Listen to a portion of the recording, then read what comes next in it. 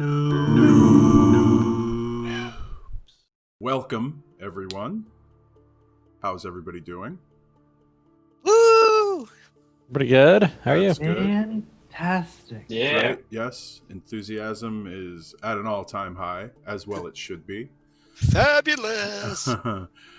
So last week it was a pretty quick session, but what you guys ended up getting accomplished, you moved some things forward. So you set out into the desert to attempt to recover the supplies for the rising tide in an effort to really make something of yourselves with the organization and make the organization something in Jadara. You were ambushed by a giant scorpion in the desert. Hurt you pretty bad. Olomaer took a pretty good hit. He actually went unconscious.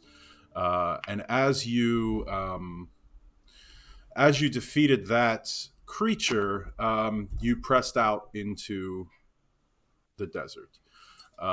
You used a pretty decent sense of direction from Leto as you tracked out into the desert. And at the bottom of one of the dunes, you saw a person pushing what appeared to be a wagon. You talked to him. He tried to sell you on some BS. He ended up being a person named Reggie, who asked for help to try to get to the town of Jadara so he could drop off his merchandise. You guys saw through the act pretty quickly, and he ended up being just basically a scavenger attempting to sell what he found in the desert. So you made your way back to Jadara with the cart, but most of the supplies were gone. There were a few boxes left. Nothing really of value left on the cart, and you headed into the outpost to talk with Jasmine. Didn't really have a great conversation.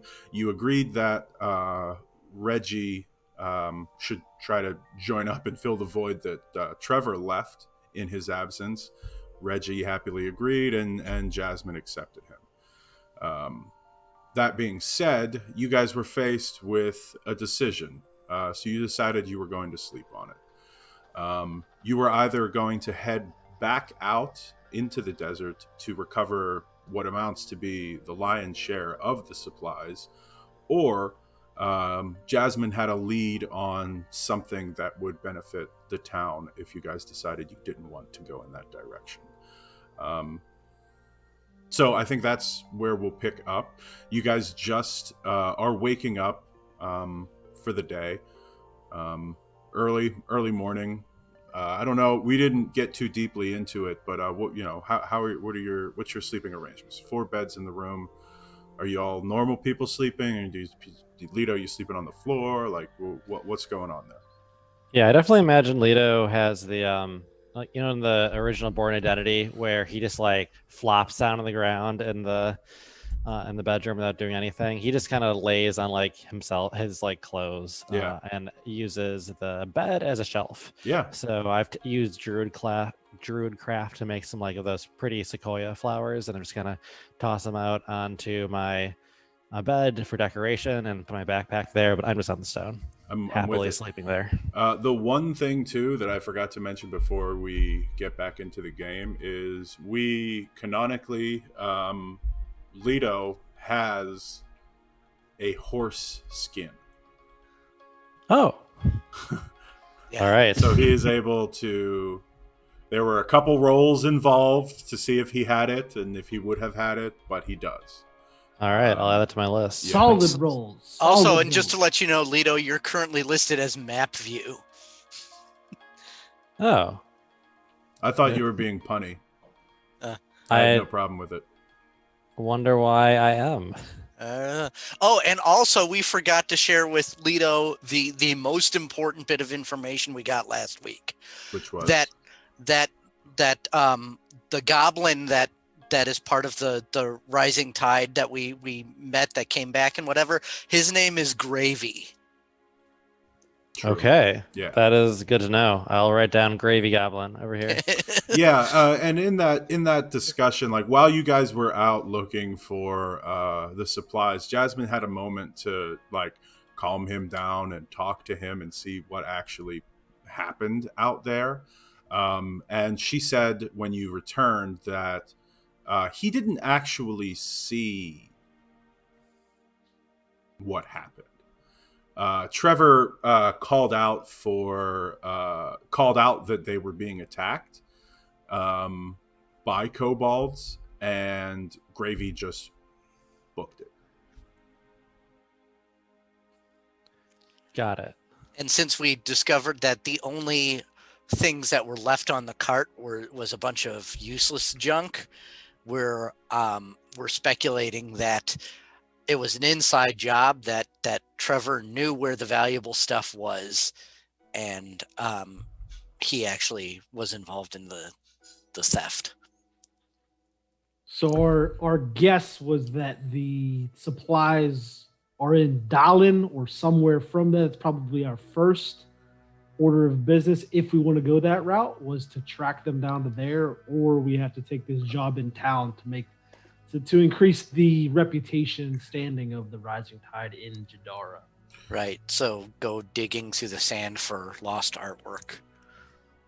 So yeah, you guys are kind of having this discussion in the morning. Continue back where we were. So that's where Leto. That's how Leto kind of wakes up. Are you guys doing anything? Are you normal sleepers or weirdos? Yeah, I sleep on the bed. That's that's my thing. Sleeping comfort. The bed is not comfortable for me. It is too small. So I am standing up and I'm limbering up. I'm stretching. I'm donning my chainmail, getting loose, getting limber, because it has not been a and I was jacked up, so I imagine the sleep isn't, because I'm still recovering my wounds from the nursing my rib wound. Yeah, you're stiff. You're stiff. Oh man, that was a nice night's sleep. I can't remember the last time I slept in an actual bed. Yeah. I look at him in disgust, because my night's sleep was not enjoyable. It was not a fun time. Oh well, at home I just had like I'm a not little feeling pallet, good right so now. Feel like I got hit by a bag of bricks. Hopefully Gravy's like whipping up some biscuits and gravy or something for us.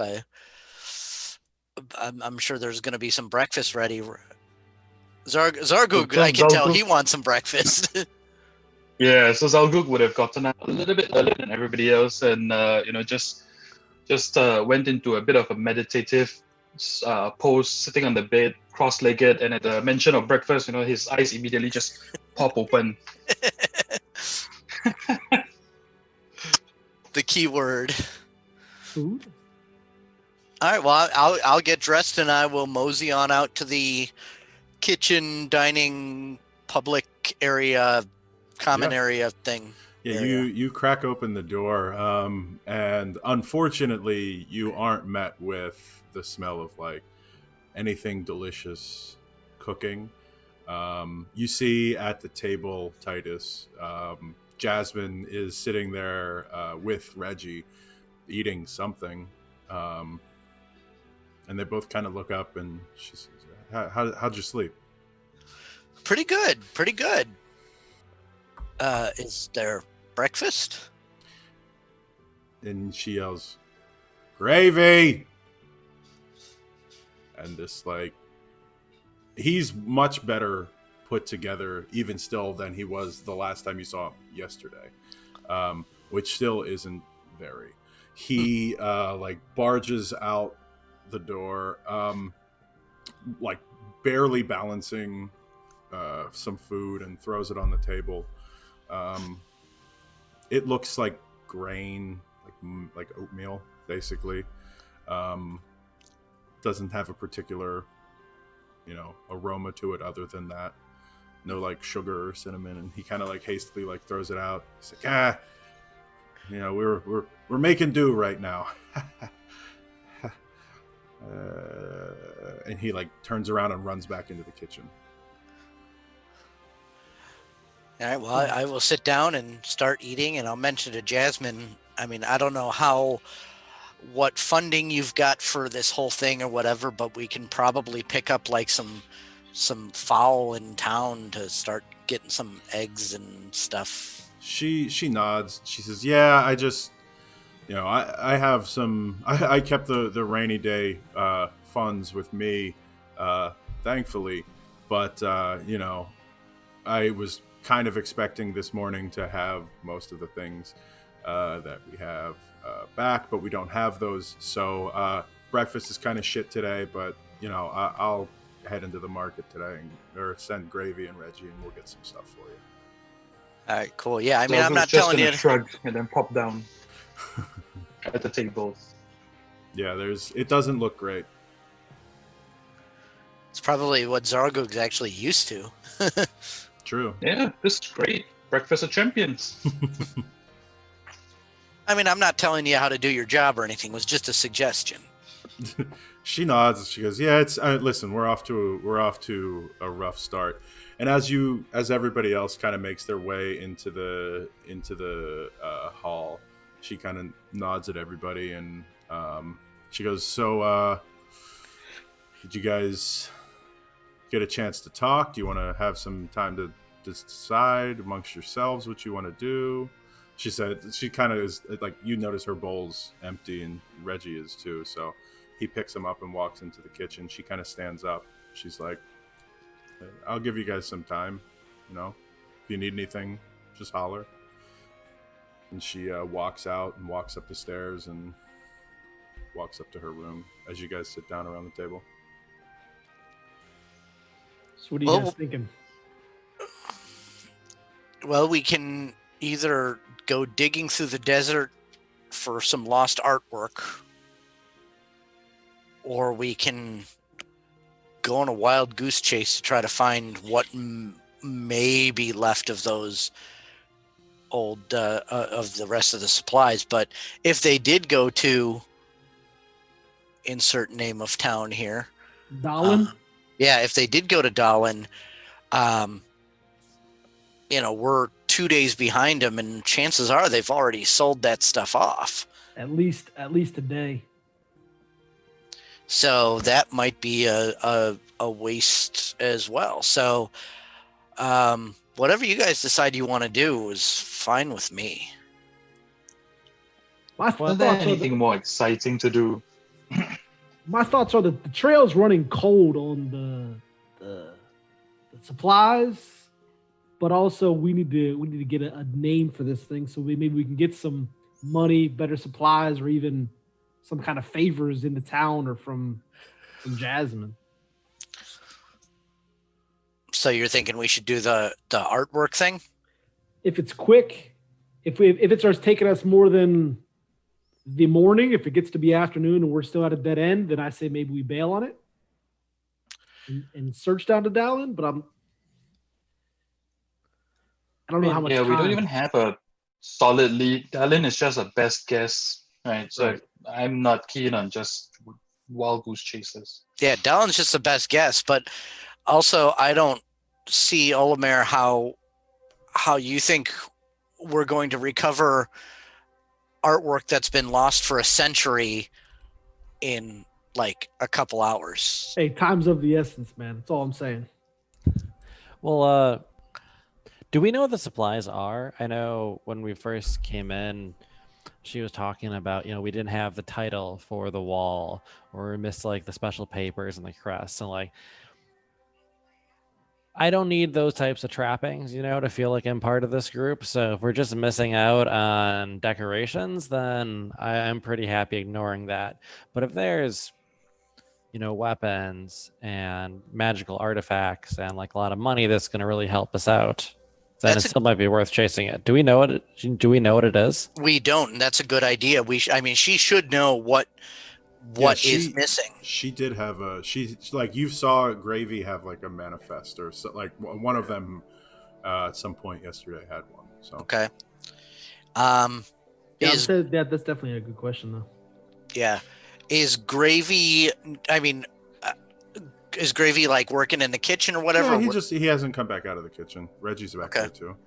All right, I'll go knock on the door of the kitchen and mention to Gravy. I'll say, you and Jasmine were kind of going over the inventory manifesto yesterday. Do you have a listing of what we're missing? He nods. Says, "Yeah, I mean, everything you need to set up an outpost, right? There's weapons, there's tools, there's money, there's insignia, there's everything that you would need to set up a place this big for 8 or so people. It's substantial. I mean, the cart was full. Okay. What kind of weapons we talking about here, Gravy? Shrugs. Is I don't know, stab ones, some heavy ones.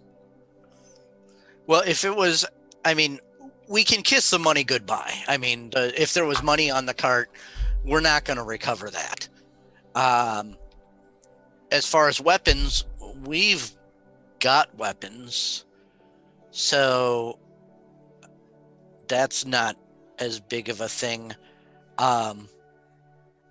Insignias are, I mean, I can see how those would be important for you guys, but they're of really no practical use to us to do our job.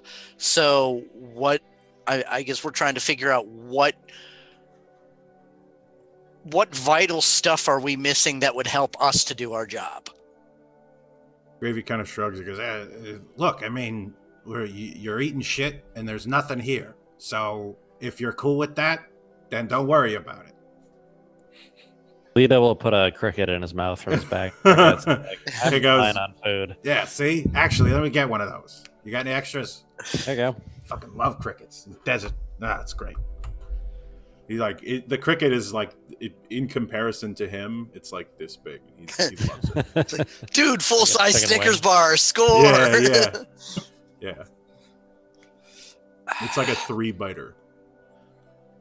So make the call, guys. What do you It's say? like loudly chomping. You want to vote on it? What do we do? We're just going to find the art. Yeah, I'm hearing everyone seems to be in favor of the art. Is anyone opposed? Art it is. But it is. All right. Shall we get the lead from Jasmine before we head out? We need to get the lead kind of at least, and we need to get some shovels, I guess. I mean, to me, this sounds kind of weird too. I mean, just, okay, it was buried in the desert 100 years ago. Go find it. That. Hopefully they have a little better, maybe a treasure map or something like that. Ooh, treasure map. Yeah. X marks the spot and whatnot. So, sorry. I was just gonna say, based on how things have gone so far with this group, I'd say that'd be a little too precise and convenient for us to expect it. One can be optimistic, can they not? Absolutely. All right. Well, yeah, Olomaer, why don't you go see what Jasmine's got for us then? So I tracked down Jasmine. She said she's upstairs. Yeah, she walked upstairs. So I call up to her as I'm walking up the stairs because I don't want to intrude on whatever she's doing up there. Right. Give her a call out. Jasmine, so we decided we're going to find the art. She nods and goes, "Yeah, that would be great." She like turns around. You see her room is kind of nice. I mean, there's stuff, but there isn't anything. She like pulls open a drawer on the desk.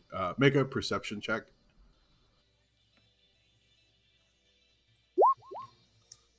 10. 10. Yeah, it's a normal looking desk. She pulls open one of the top ones and takes out a piece of paper and hands it to you. She says, "Okay, so if you guys are going to go do this, this is something that the town would like, right? Because of the nature of it, they lose some things sometimes." And as she kind of keeps reading it, it seems like there's and she turns it over and shows it to you. There is a pretty accurate, like, how to get there on it. But she says, yeah, this is one of the older parts of town. It's basically a recovery mission, right? We're looking for anything that would be of value to somebody who spent their life living here, right? Something that maybe they had forgotten, something that speaks to the history of the town, something we can give to these people that says, we're here to make your town better. Any known risk, threat, danger? She shrugs. I mean, kind of looks down at your, battered chainmail. Because, probably. I'll turn to Leto because he looks like he was saying something and I accidentally cut him off. Oh, no, that's fine. Zoom calls and all. So it sounds like this isn't something the town asked for. This is something we're thinking would be like a good welcoming gift for them. Exactly. Is that okay? Precisely.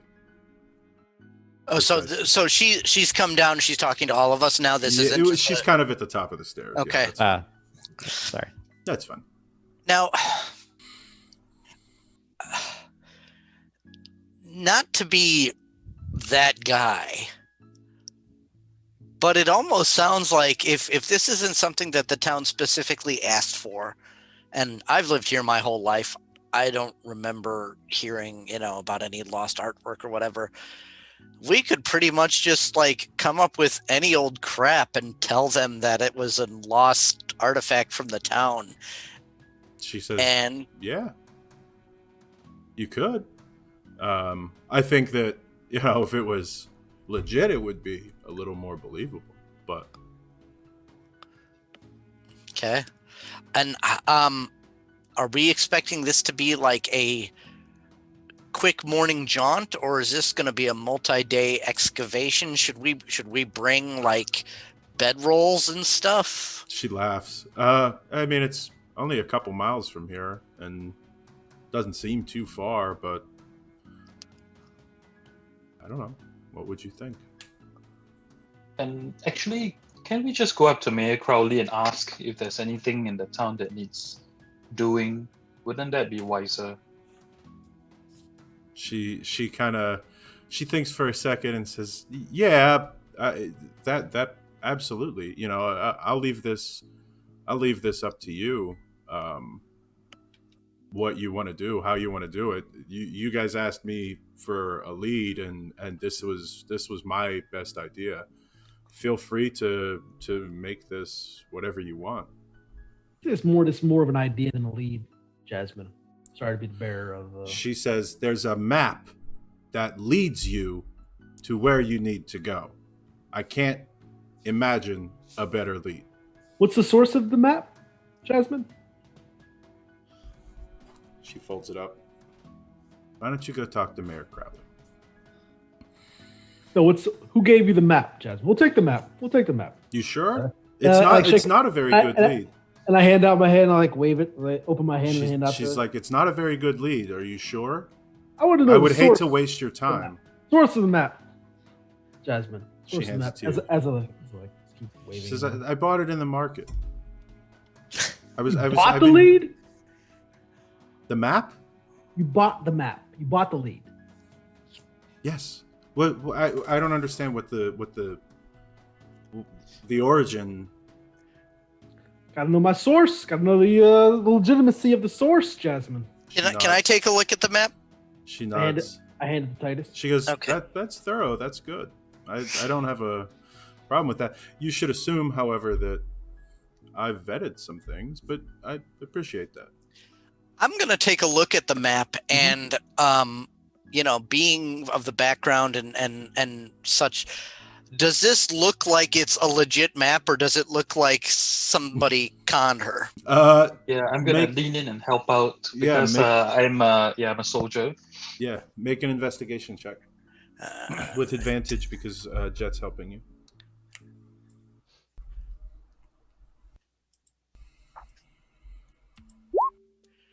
16. Ooh, nice. I mean, yeah, it seems fine. Okay. It doesn't seem. I mean, you've never been there. Maybe, probably, there would be no reason for you to go there. But I mean, from what you can tell, sure. Right. Okay. Now, also, what do I know about Mayor Crowley? Mayor Crowley is an old white guy. He's like this, but he's a friendly person. It's more of a title and less of I'm in charge kind of place. A lot of administrative stuff, but he's not. He there's an election every year, but nobody else really wants to do it, and he's super gung ho and pretty friendly, so nobody has a problem with him being the guy.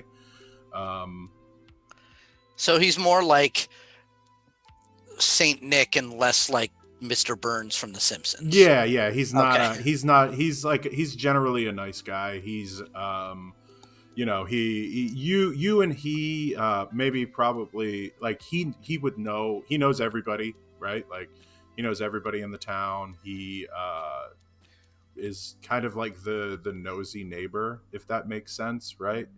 The comings and goings in here.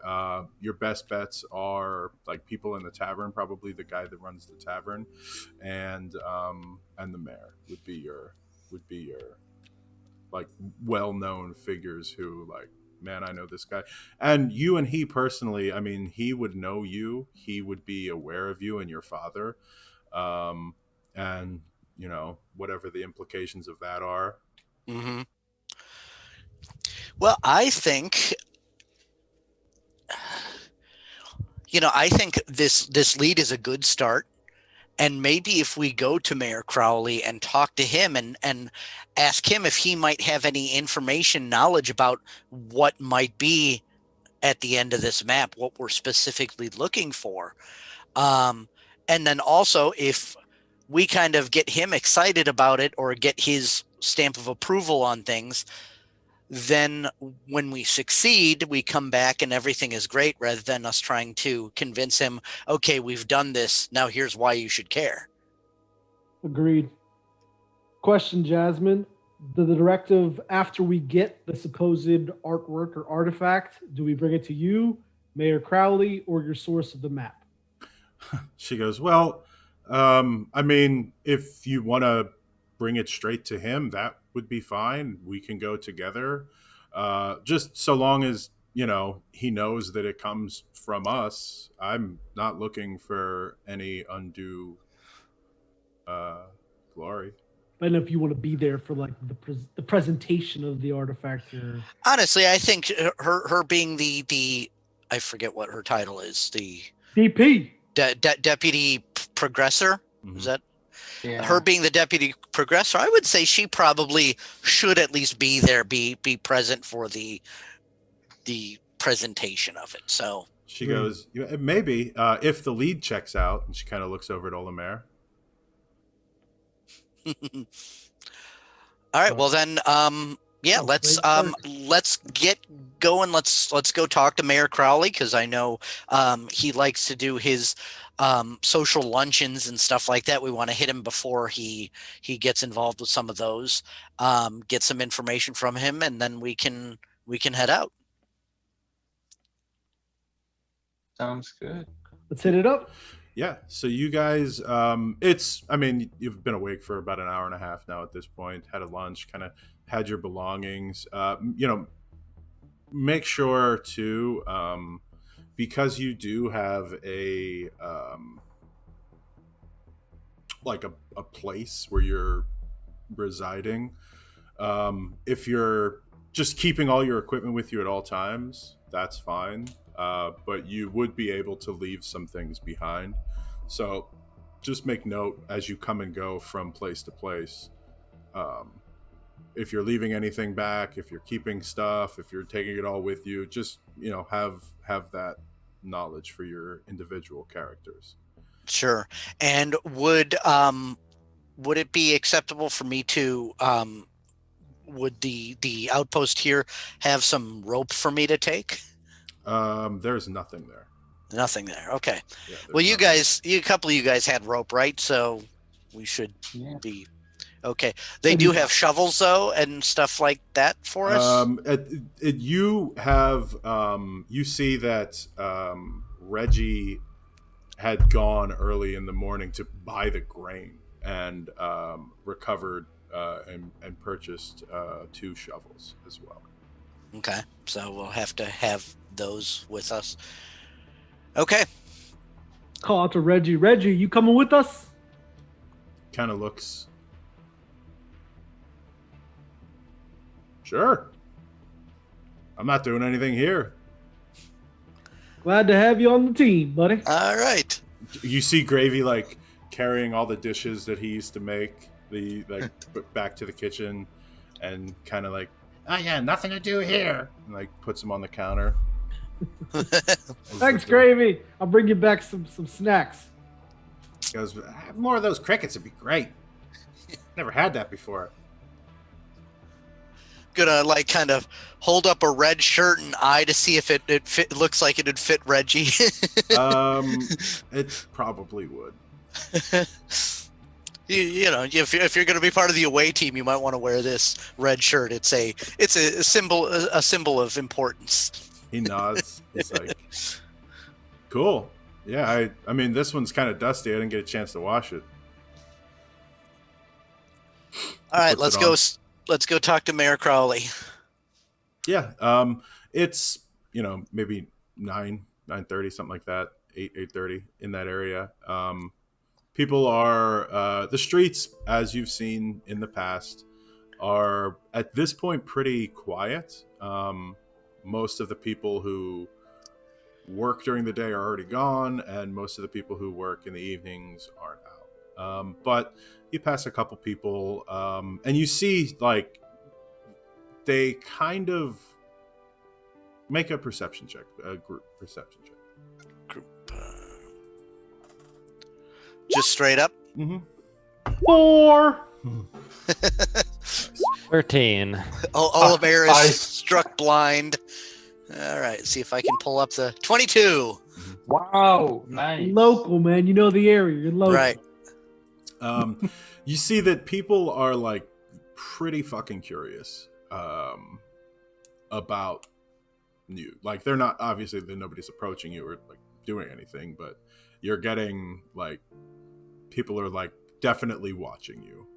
Okay. So like watching suspiciously, watching curiosity mostly. Curiosity. All right. Just like, hey, what, this is new, and it's like when the new guy moves in a small town, like everybody's like, who the hell's that? But I mean, they know you, but they obviously know your affiliation. Word travels quickly, Sure. All right. Yeah. And you make your way up past the oasis in the center and head out to Mayor Crowley's house. Titus, you've been here before. It's a pretty nice place. Mostly wood, which is kind of weird. But it's 2 stories, nice big garden in the back, and you walk up and kind of knock on the door, I presume. Yeah. Great. Not long after you knock, you hear like a I'm coming from behind the door. And the door swings open and you see Mayor Crowley there. An older human, like white hair, but like kind of everywhere. Wearing his the same, like the thing with this guy is he always wants to look very nice, and so you feel like he has one pair of nice clothes that he wears, and he shows up wearing, it's like not even that nice, right? But Sure. he opens the door, and it's a big beaming. It's like the rising tide. Ho ho! Big news. To what do I owe the pleasure? Well, sir, as you're aware, the rising tide, we have just kind of taken up residence at the outpost here that was freshly built, and we're here to help the town out. We've gotten a lead on a bit of artwork that was maybe lost several generations ago when the town kind of had to shift, and Ooh. so we didn't know if you would know anything any more information that would help us on our endeavor, or if something like this was even important to you. Ooh, a lead, treasure, map.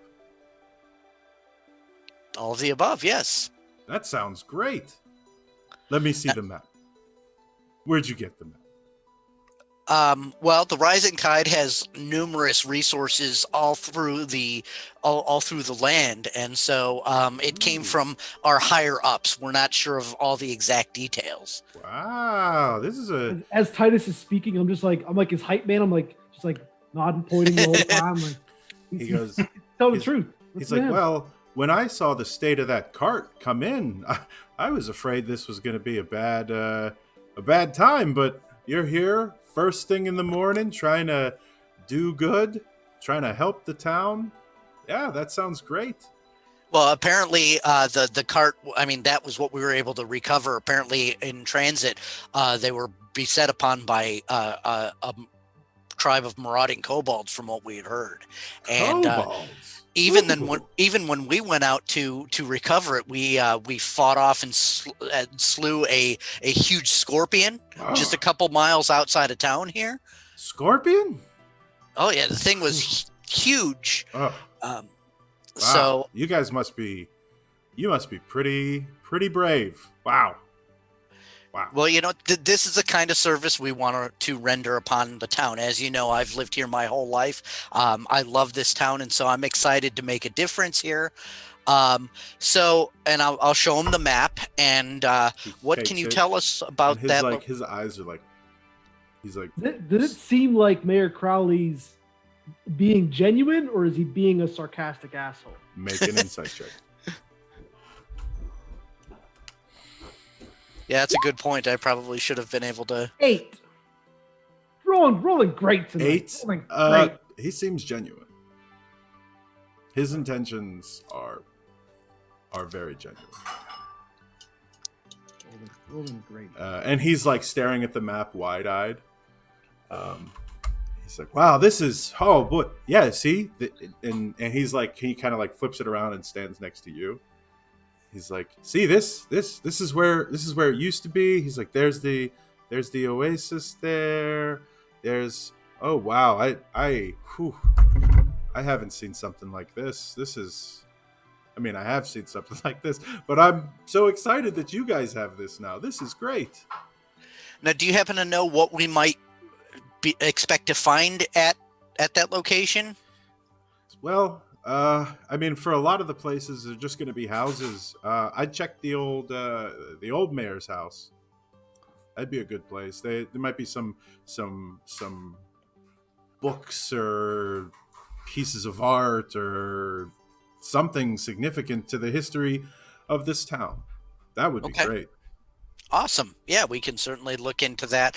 And would you expect that the old mayor's house would have been buried by the sands over time? Are we going to have to dig for this, or do you think it'll kind still? of thinks for a minute. He says, "Well, that's a good question. We moved. Well, I didn't, but we moved because the sand was coming in, but it moves all the time. I don't know. I would assume maybe not, but Okay. I don't go out much. No, Much have to well, do have in an extra town. shovel by chance, do you? A shovel. Make a persuasion check. I promise to bring it back in With reasonably advantage. consistent Check shape with when I take advantage. it from you.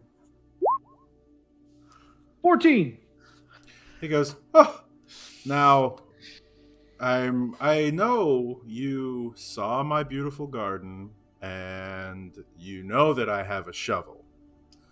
Now, if I give you this shovel, don't think of it as a thing you can just lose. This is very important to me. I don't have a lot of shovels, but I'll give you one. I absolutely will return your shovel, sir. And he like turns around and like shuffles as quickly as he can back into his house. 3 shovels are better than 2. Yeah, give Olomaer a thumbs up and a wink. Nice job. Nickel and diamond. Hey, rough times. Desperate times call for desperate measures. Yeah, a couple minutes. He comes back, hands you a shovel. It's like beat to shit. It's not like the ones that Reggie bought this morning are way better. You feel like you have to wear gloves to wear this to use this one. It's like I just say thank you and take it. Olomaer is the mightiest among us, and so I know your shovel will be in safe and in good hands with him. As he like hands it over to you, he's like, I have gauntlets on with my chainmail, correct? Yeah. Yeah, so the gloves. So I would have gloves so I wouldn't. The splinters wouldn't bother me. you could still get a splinter. You could definitely still get a splinter. Solid, jagged. splinters. You could Like definitely chainmail still get a gauntlets. splinter. The splinters are not off the table. So you started to say something? Yeah. He's like taken aback at how big, especially Zarl'Gug and Olomaer are. Like you see him like, wow. He's been kind of gazing. He's like, well, this is great. This is wonderful. You guys show up. Your cart it looks pretty bad. You borrow one of my shovels, and I guess you're gonna go in the desert now. We are, and hopefully we will be back with a relic from an age past. That would be great too. That would be great. Listen, I want you guys to succeed. Personally, I do. Well, that vote of confidence means a lot to us. Thank you, Mayor Crowley, and we will let you get on with your day now. He goes, wait, Oh. hang on. And he turns around and runs back into his house. Like shuffles back into his house. Another couple minutes go by. You hear like a from in the house. And he comes back out holding a bag. He goes, this should help you out. And he hands it to you, Titus. Well, thank you. I'll take a look Because inside. you guys will need it. You look inside. There are 4 apples in the bag. Appreciate it. Awesome. Mayor Crowley. Wow. Thank you. Are these from your garden? Yep. They're good. Okay. Oh, I'm sure Grew they're them myself. wonderful. Your garden is legendary. I mean, among the town lore. There's not a whole lot of gardens in this town. So, well, thank you ever so much. And the more you can spread the good word about the rising tide, go a long way. He goes, yeah, well, I'll try. All right. Well, thank you again, and I'll attach the bag to my belt or whatever, or maybe Leto, you want to hold on to these or? Sure. If I turn into horse again, I can't promise I won't need all 4, but for now, I think I'll hold on to them. Awesome. And he closes the door. Yeah, so you guys are on the northern part of town now. Okay. All right, and as I guess let's head out then. And now, do you, Leto, do you have a skin? Are you able to turn into anything that digs? I mean, I'm not going to turn into something that's just going to, like something that can just go straight through the ground like it's water where I could go down, but I can I can turn into a fox, and foxes love to dig holes. There you go. Okay. That said, I actually I'm pretty good with the sand. I spend most of my life around it, and he'll start spinning his hand a little like this and cast mold earth, and you'll just see a big chunk of sand just kind of move from one area to another. It's kind of like as if like a big hand just kind of grabbed it and deposited it elsewhere. I like that we've got you with us. All right. All right, I guess let's go. I mean, you're probably the one most knowledgeable with the area outside of the town. Maybe you should lead us. Yeah, make a just make a general intelligence check with advantage, Leto. Okay. That's a 17. 17, yeah. You've traveled between the towns, and the map, like looking at it, you've been in the general vicinity, right? You haven't been specifically here, but the few landmarks that you can have in the desert, you have. So you have knowledge of. So you, it's probably off a bit from the trail that would take you to the next city to the northeast, but you think you wouldn't have a very difficult time navigating to get there. All right. Pocodo or whatever. Mm-hmm. Okay. Pocodo, yeah. So you guys, you guys head out. Everyone, and it's like because of the way that the town is kind of situated, it like rests down, almost in a bowl, so the sand isn't swirling in as it normally would. As soon as you kind of get up over that hill, you know you're leaving what would amount to be the city, the town limits of Jadara. That sand swirls again.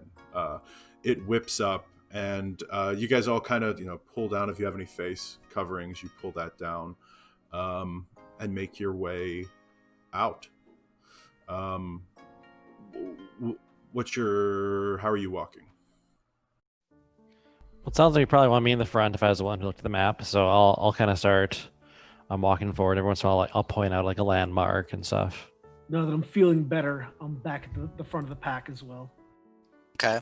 Do we want to do the box formation like we did last time? So Leto and Olomaer in the front and Zarl'Gug and I in the back? Sounds good. Okay.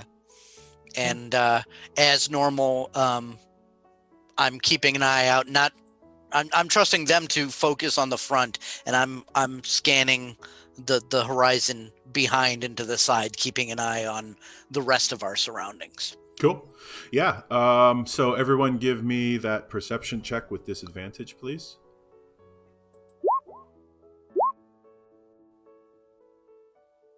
It'd be a 9 for me. Be a 9 for me. So 17 for me. 17 and Zarl'Gug? Wow. 4. Zarl'Gug's got sand in his eyes. Yeah. Just not adapting well You to did, the sand. although you almost you were close enough to what the average needed to be. So you're headed out. It's a couple miles. It's probably 3 miles out. So it would take you about an hour to get there. You're kind of keeping your guard, especially you, Olomaer, like more looking on the ground for like shifting sand, because there might be a giant scorpion that emerges and guts you again. So, but you kind of have a decent formation. And it's more of that same travel, right? You're kind of heading up a dune and then down another dune and up a dune. And as soon as you get down, you can kind of hear each other talk. You can hear sounds better than just the constant spinning of sand that batters you, although it is still present there. And probably about 40 minutes or so into the walk, you guys hear, and so this is kind of a side note out of game. The way that I do group checks. I don't know if you're, I'm sure you're probably all familiar with it. I do an average, right, of what everybody did. Unless there's something specific, in which case we'll do high roll, but the average is what we're going to do when you guys are just generally traveling. But you guys hear, as you kind of dip down into one of the dunes, what amounts to be an argument between people, like screaming. You hear a woman like yelling, not necessarily in like distress, I guess, but you definitely hear like a female voice and male voices as well, arguing over maybe a couple dunes away. And we're out in the middle of nowhere, right? There's no Kind of, like, yeah. okay. I mean, it like the desert is all kind of in the middle. You know what I mean? Like there's not, because there aren't like set paths. It's kind of hard to say yes or no. There's like straight lines that you can walk, but for the most part, there isn't like, oh, you hear something off of the path. Right. No, but my point is, we would not expect there to be an encampment or a town here. You wouldn't expect you wouldn't expect a town, you especially Titus, but people, I mean, set up camps, right? Like it isn't unheard of, maybe for that to happen. Okay. So it still, though, you don't expect that either way. You're not expecting that, and it is like the sound does alert your senses, right? You're all kind of like, as soon as it gets quiet, you get back down and you hear voices talking with one another. And can we tell if they're speaking common? Yeah, they're definitely speaking common.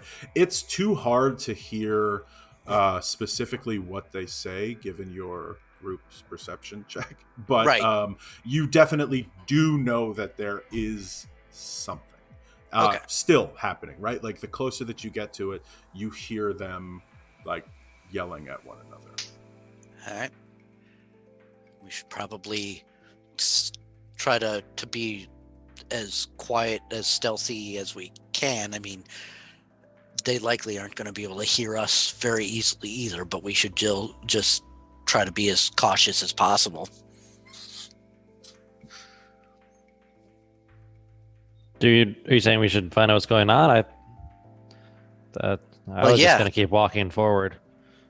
Well, how to say this delicately? One woman arguing with several men generally does not end up well for the woman in these parts. Titus wants to rescue the damsel in distress. I agree. So, go ahead. I'm sorry. Oh, that's just, so I guess we're going to try to be stealthy and approach and see what we can find out. Okay. Yeah, you guys do more of that, like slowly walking up, and again, another scene is revealed as you crest the top of a dune. You look down, and everyone give me a perception check, please. You see a group of people. Disadvantage? At the top of the dune, yes, disadvantage. 6. Nice. 13. 13? 2. 5. 5. Okay, Leto, you are the only one that can really discern what the hell's going on. You guys see like a mass of shapes, probably 200 or so feet down at the bottom of the dune. Leto, what you see is two distinct groups of individuals. There appears to be a woman and a child with maybe 2 or 3 people, and they're yelling and being confrontational with 4 other individuals. 3 other individuals. And the closer you get now, Leto, you can hear the woman saying, like, leave my son alone, he's not going with you, things like that.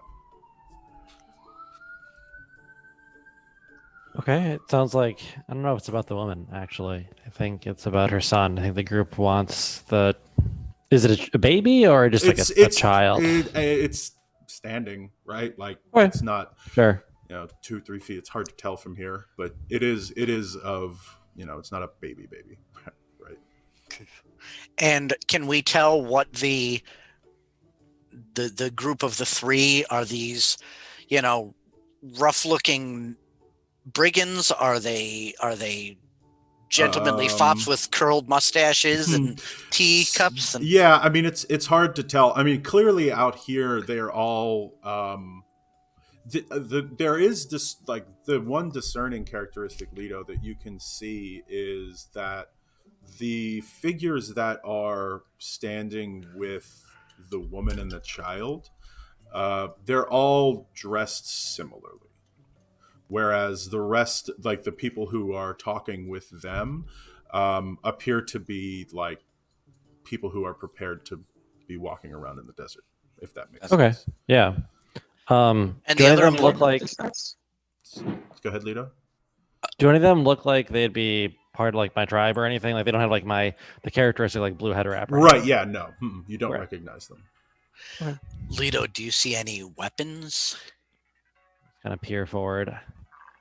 Would I have with that roll or with a 13? You can assume that they're armed. You don't see there aren't swords drawn or anything. But I mean, people aren't going to be out here and be unarmed usually. Okay. Is this something we want to care about? Take a cricket and eat it.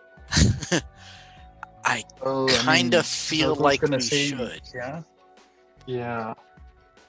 The good in me is saying yes. Have they noticed us? No, they seem to be still arguing with each other.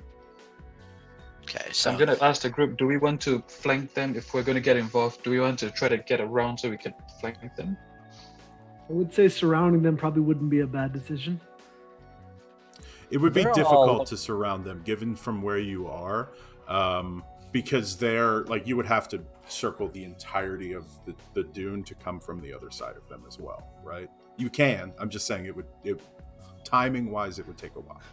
now the woman's child. I mean, yeah, we can't really tell. You said they're standing, but there's a difference in size between, say, a 5-year-old and a 15-year-old. Yeah, and from where you are and your capabilities of seeing, you don't know. Okay. All So, right.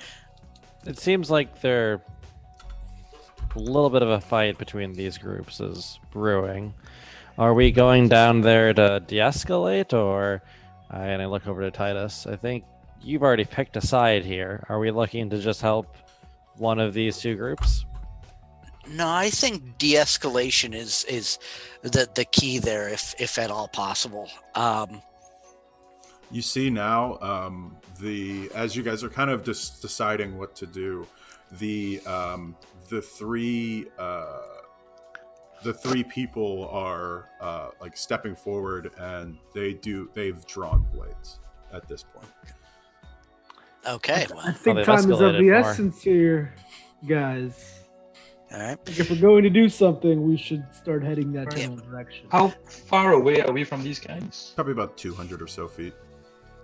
Now, just to clarify, so there's Wow. the three guys on one side that have now drawn weapons. Mhm. There's the woman and child, and then she's with how many people? 4. 4, who are dressed similarly, but we can't really get a lot of Dressed similarly details. to one another. Okay, well, the Do fact the that 4 have weapons? They They have not drawn them? You can't tell. the 3 are willing to draw weapons on a group of 6 tells me that the 3 are much more confident and aren't really afraid of the lack of numbers that they have. They so don't have weapons.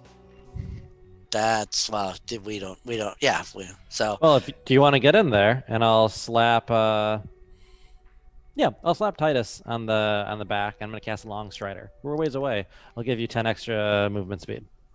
Nice. all right. I will You feel yourself like woo. You feel good. spring in my step. Mm-hmm. All right. Well, then I will book it forward. Yeah. So Titus takes off down the dunes. Do the rest of you follow? I follow Yeah. in suit, sprinting tighter. Probably Yeah, follow as dash, well, yeah. just a little slower. Yeah. Yes. so you guys you run down and you see now like you get about maybe 60 or so feet away from them, and the woman is like shielding what looks like maybe an 8 or 9 year old boy back. The 4 individuals have like moved in front of the 3 men, and although the 3 men aren't like outright charging, they're all very close, and you hear yelling as you approach. One of the men, you hear him yell,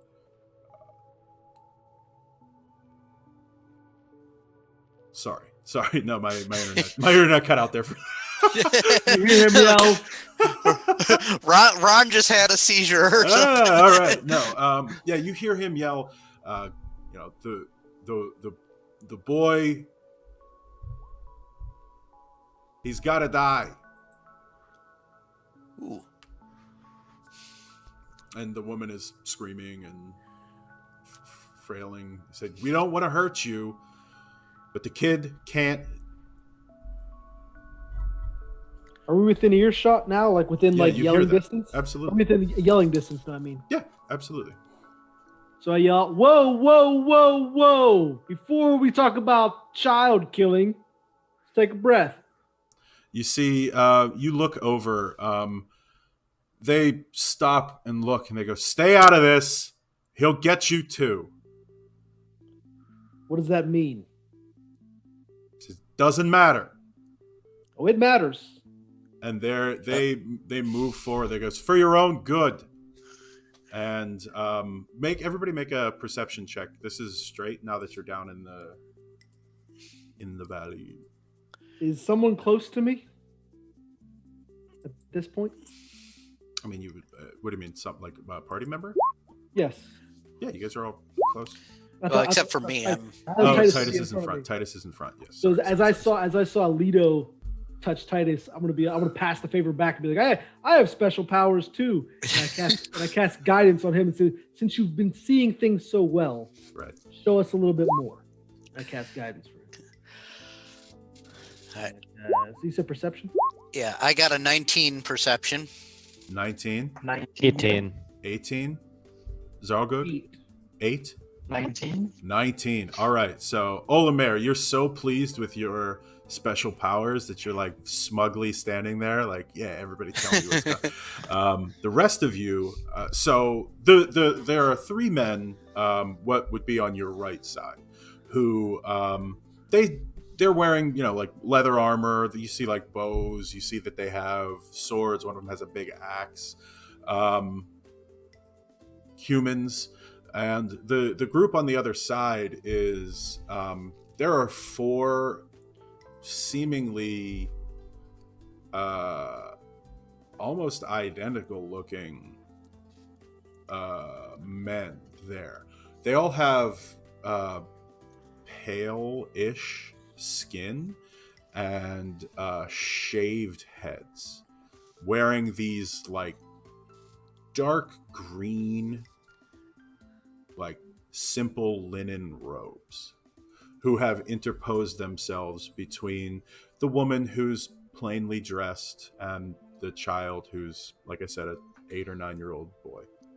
Now, when you say almost identical, meaning they could be related or they look like twins? I mean, they're like wearing the same exact clothes and they have the same exact like hairstyle. Like, there's none of them have a distinguishing feature. I mean, they're not clones of one another in that they're completely identical, but they're, visually there's nothing that is distinguishing one from the other aside from their faces. And this look of bald head and green linen robes, is this something that I've seen? Is this a religious sect or something like that? Make a history or religion check. Right.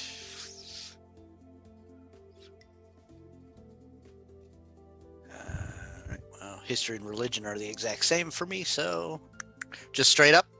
Yeah. That would be a 5. No. All right. No, and there aren't. I mean, you guys all rolled well enough on your perception. There's nothing that you don't see like insignias on the robes that these guys are wearing, and they haven't said a word. Yeah. Am I close enough now point? that I'm, within? I mean, yeah, we're in calling distance, but in Yeah, I mean, more- so I kind of like paused the world there. You were about 60 feet away. Okay. Let's just chill out now. They're not going anywhere. Maybe you can explain why the kids gotta die. He looks over at you and looks back at the kid. You see, like, he's furious. And he responds, because look at him. Okay, I'm gonna look at the kid. Does the kid have like horns and bat wings and No. flames looks coming like a out of his kid. eyes? It looks like a It's kid. looking like a vampire kid, or like possibly has lichen. No, it looks like a kid. He goes, listen, the kid's not leaving here alive. We don't care about the women. We don't care about these guys. The kid can't stay. The kid's got to die. What's wrong with the kid? What's wrong with the kid? You And I'll give me- say, yeah, I'll like look to the woman's like, ma'am, do you have anything to say here?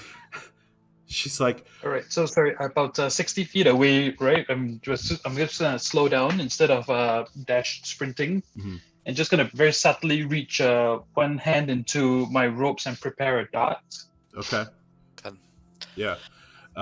She the whole time she's just been like trying to like imagine the child is standing behind the woman who is standing behind the men. And she keeps repeating like, you're not going to take him from me. You can't take him. I just found him. You can't take him. Okay. I'm gonna try to basically stand between the two groups, Okay. and I'll the dude who's talking of the three, I'll be like, I know there's a lot of weird stuff out here in the sands, and so if we can determine what's going on, I might agree with you. But let's get you tell me look at the kid, and all I see is a kid. So unless you can give me a little more to go on that, we need to slow our roll here. And I'm gonna point to the lady and say, ma'am, what do you mean you just found him? She says, I lost him. I couldn't find him, and I just found him, and these men are trying to kill him. At this time, I'm going to subtly, as a fearbolg, I'm going to subtly cast detect magic to try to see if there's anything possible about this child that I can detect from where I'm standing. 30 feet away from this child. Got it. Can you read that description to me, please? For the duration, you sense the presence of magic within 30 feet of you. If you sense magic in this way, you can... How so no, not detect magic of that specific ability. The question is, do you need components? No. VNS. No, So it's verbal and somatic, yeah. So but you do because some innate spells you're able to cast without needing material components, So that's why I'm asking if you're casting this, if that's what this ability says, or does it just say you can cast this spell? It says you can just cast a spell. It doesn't require material components for the spell or for part of the fearbolt magic trait. So it does not require. Correct. Does not. Yeah, VNS is so verbal and somatic. Yeah, so I'm like smuttering under my breath and like motioning to the kid very subtly though. I'm not trying to draw any attention, and I'm keeping this basically to myself as much as possible. So then give me performance, I would say, to see how you can. 17. 17, nice. Okay, yeah, you cast detect magic, and at this point I would assume that you said that, Titus, you've walked into the center of the group, so you would probably be about 10 feet on either side from each of them. Olomaer, where are you? I'm at least within 30 feet from the child, but I'm imagining how much distance did we cover when he was long strided? So I would say probably 20 feet from him. But my question is, he's in the center of the groups. Are you still coming down the hill, or have you walked up next to him? I've walked up I'm not next to him, but I'm within a distance of him, under 30 feet. Right. Okay. Less than 30 feet. But you're in between them, is what I'm asking. Correct. I would say I'm in line with him, equal distance from the two parties. Got it. Yeah, there's definitely magic. Is it? I could see where it's coming from. Correct. You sense the presence of it. I see you can use your action to see a faint aura around any visible creatures or object in the area that bears magic, and you learn the school of magic. So, is the child glowing? Right. So there is. Oh wait, I gotta look at the school of magic. Hang on. Hogwarts. Zing. Yes. So the child is glowing. There is, the kids, there's magic afoot, and it is illusion. I also, can you, Titus, as you kind of walk up and Olomaer flares here, Titus, will you make a wisdom saving throw? Oh, awesome. Wisdom save. That is a 13. Okay. You like, there is something about this, like, you have to protect this kid. You are just like, you feel like he's a close friend of yours who you like, you don't want anything bad to happen to him. Okay. I imagine Leto or Zarl'Gug are somewhere close to me. I would imagine they would be there, yeah? Or yeah, I'm probably the furthest back. I was like the least inclined to join. So I'm probably like maybe 40, 50 feet out from where you guys are. Sure. So I'm a little bit further back, just like maybe still a little up the hill, yeah? Mm-hmm. I would have been about 20 feet at this point, away from the group. So kind of close to Olomaer, I suppose, or? Are you beside just me? a little bit behind Olomaer. Okay, yeah. So I'm gonna like slow up my pace from like charging up, and like take a couple steps back to Zarl'Gug and say, like under my breath, trying to whisper it just to Zarl'Gug, like, there is something up with the kid. You like, and Titus, you're like, you immediately feel like these guys are assholes. Like, there's no reason they should want to kill this kid. Sure. He's a good kid. Now listen, I mean, where are you from? Because I know around here, we just don't go around killing kids. It's generally frowned upon. So what's your deal? He goes, it's not a kid. It's not her kid. He points at the four men behind you. He's like, they're not friendly, and we'll go through you to kill him. What is the kid? I yell out. It's evil. How do you know? What's your source of information? And you see at this point the one on the right, who has like a crossbow in his hand. He goes, I'm done talking to these guys. And he fires a bolt at one of the four men who are standing there blocking. So he's got a crossbow. What are the other two guys armed with? There's one man that has a shield and a sword, and there's another one that has a great axe. Okay.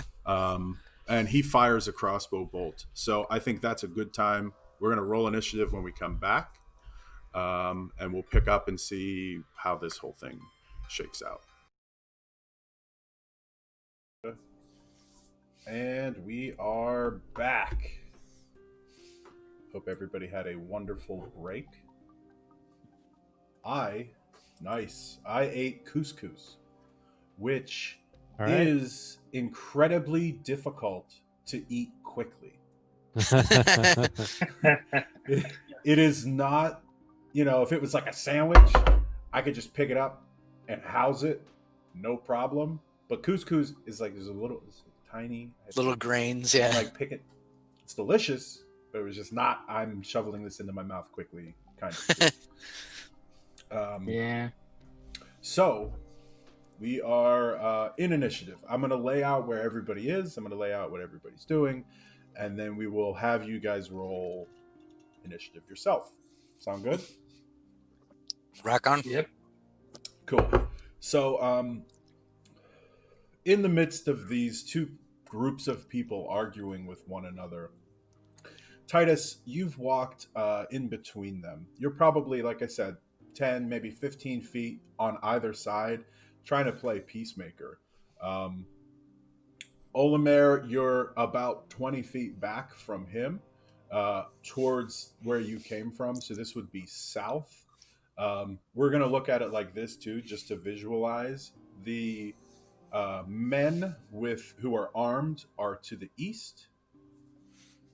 The robed figures are to the west, and you guys are approaching from the south. Makes sense? So on either side are these two groups of people. Titus is in the center. Olomaer is about 20 feet back. Zarl'Gug, you're maybe 5 feet back. And Leto, you're another 10 or so, 15, 20 feet. How far would you say? 20 feet back, yeah. About 20 feet back from Zarl'Gug. Yeah. So overall, maybe about 40 to 50 feet away from them. Yeah. And the two groups have been arguing. The men on the right won't haven't said what it is, but he just keeps saying it's not a child over and over again. Olomaer, you definitely know that there is something magical happening with the child. And Titus, you feel, for all intents and purposes, charmed presently to defend the child. Regard him as a friend. So, with that, the furthest north armed man aims his crossbow at one of the robed figures. And I'm going... Does it go woman, child, 4 men? No. Child, woman, 4 men. Okay. The woman is blocking the child. The 4 men are blocking the women. Correct. Okay.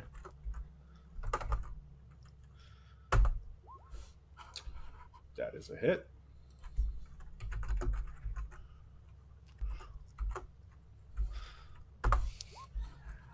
Ooh. 10. Yeah, so he pulls up his crossbow, trains it at the one of the men in the robes, and fires a shot. It impacts him in his throat, and the first sound that these individuals have made, you hear like a gurgle, and he grasps his neck and falls to the ground. He calls out, "Now get the hell out of here. Give us that thing, and nobody else has to get hurt." So yeah, give me initiative rolls, fellas.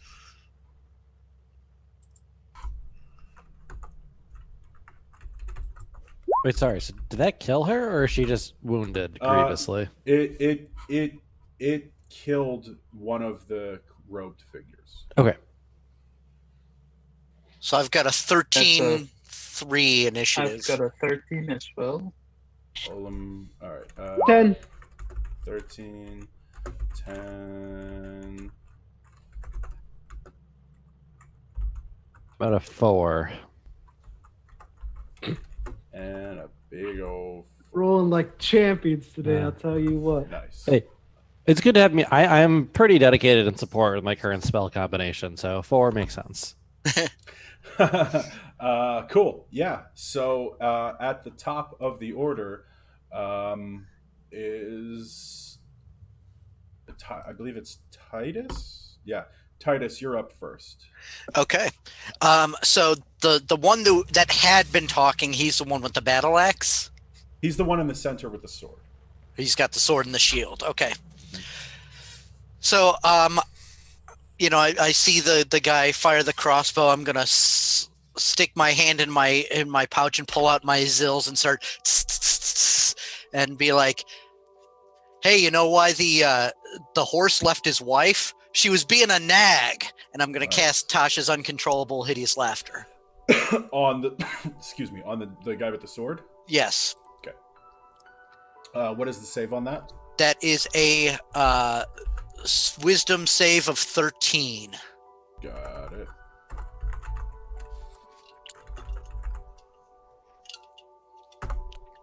Cool.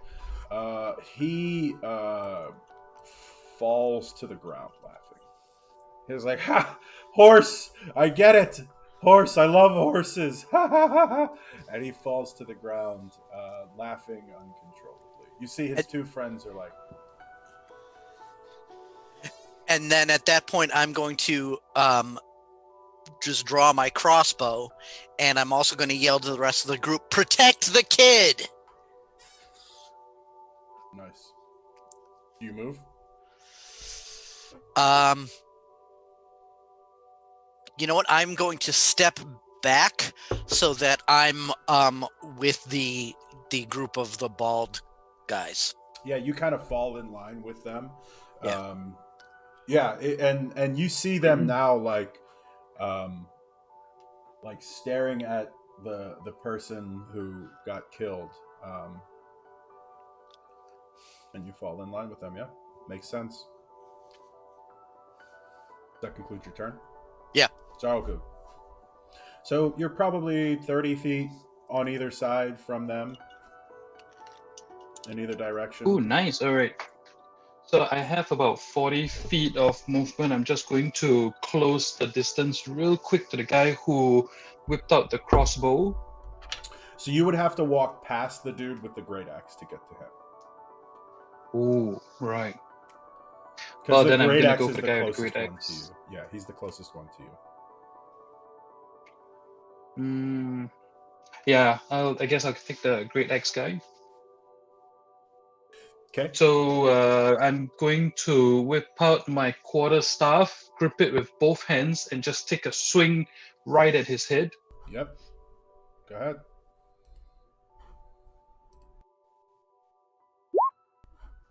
Ooh, nice. Ooh, that's a roll? 24. 24? That is 24. definitely a hit.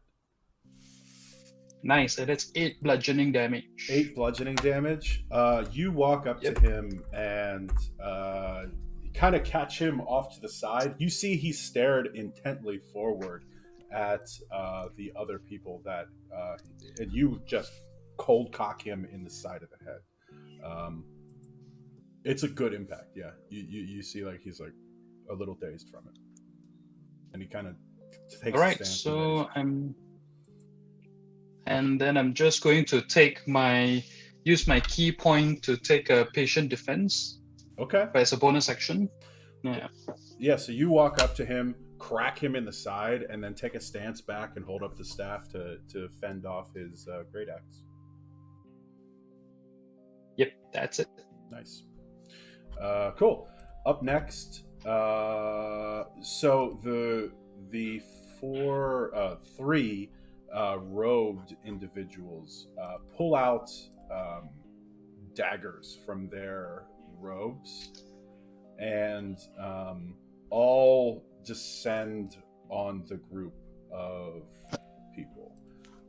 All three of them, not, in some kind of creepy, unsettling, we're moving at the same time, but they all at this point draw arms and close the 20-foot distance over the center and engage with them. You see two of them stab down into the person who's laughing on the ground. And I'm going to roll that now. Give me a second. So this is going to be at super duper advantage, which is at advantage.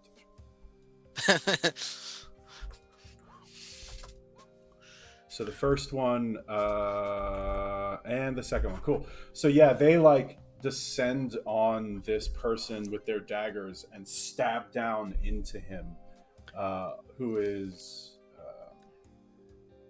still laughing, but they deal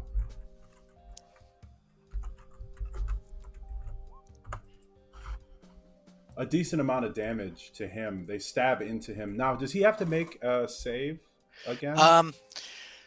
At the end of each of its turns, and each time it takes damage, the target can make another wisdom saving throw. The target has advantage on the saving throw if it's triggered by damage. Okay. So we're rolling. So he'll get 2 saving throws at advantage. Yeah, he passed the first one on advantage. So Okay. he stops laughing, laying on his back as these two men stab into him. The third one comes over and sees Zarl'Gug like engaged with him and stabs out. At Zarl'Gug or at No, the other guy? at the other guy. Okay. So this is going to be at advantage as well, but it's a whiff. He's unable to penetrate through the armor. He does nothing. He fails miserably. They still haven't said anything.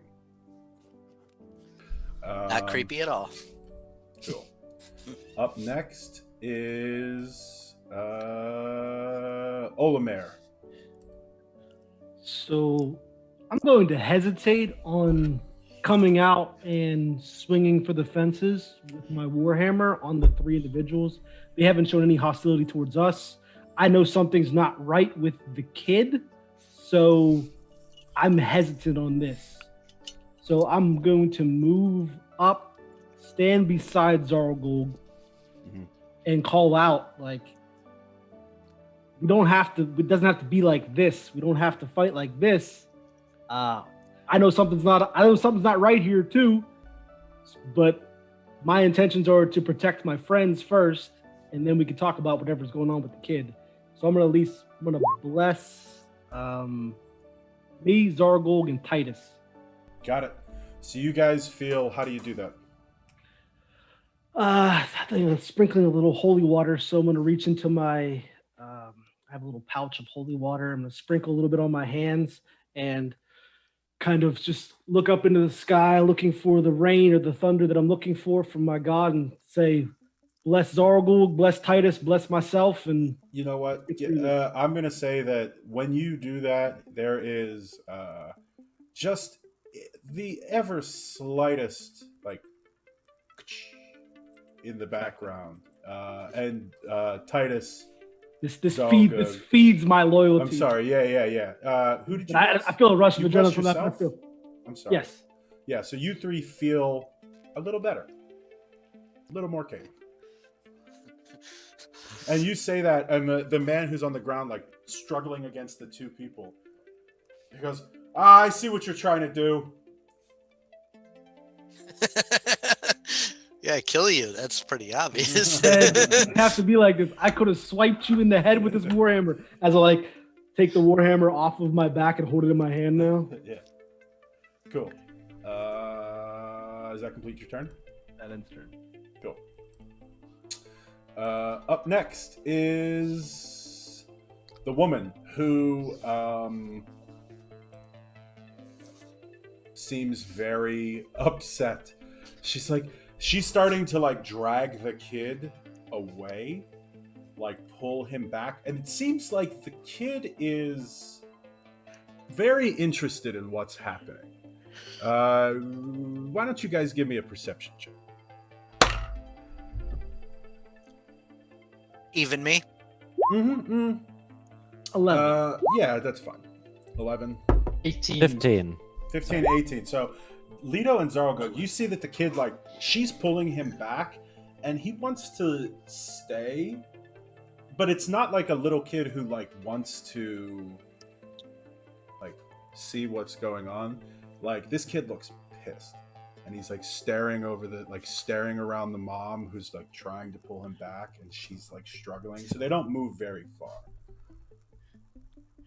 So it's not innocent curiosity. It's more like an evil mastermind He looking at seems, his work. yeah. I mean, with you, I mean, you wouldn't notice that, Titus. Right. And neither did you, Olomaer. But Zarl'Gug and Leto, like you see the look on this kid's face, and he does not look like he's just curious about what's going on. Cool. So up next is the kid, who you see him like looking around, and he's like, Mom, stop. And it would be, no, it wouldn't. It would be you, Leto. Make a wisdom save. Okay. Oh, wait, no, 30 feet. You're not within 30 feet. I'm sorry. Well, that's good because I rolled a nat 1. So No, I cheated. Don't let me cheat. I don't think that this would work for anyone. So he's just like, Mom, let me stay. Stop. And that's his turn. Up next is Leto. okay. So even though like I think the kid's being weird, I also see all my friends are currently fighting people with a bunch of knives and swords. Yeah. So, actually, would have been better for me to go first this time around. I don't think there's a good way for me to cast Fairy Fire in that group without just hitting like everyone and it's turning into a bloodbath of You would get advantage everybody, versus so advantage. You would get them a little bit. Yeah. Huh.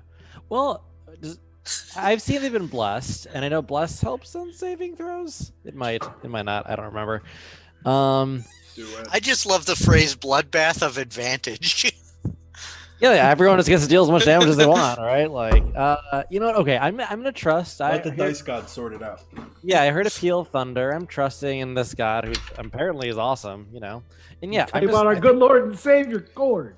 I think I'm gonna hit everyone except maybe Titus with this. So I'm gonna cast Fairy Fire. With that Fairy Fire. Oh, and the kids, right? But you would hit the 3 guys, the 3 cultists, and your 3 allies.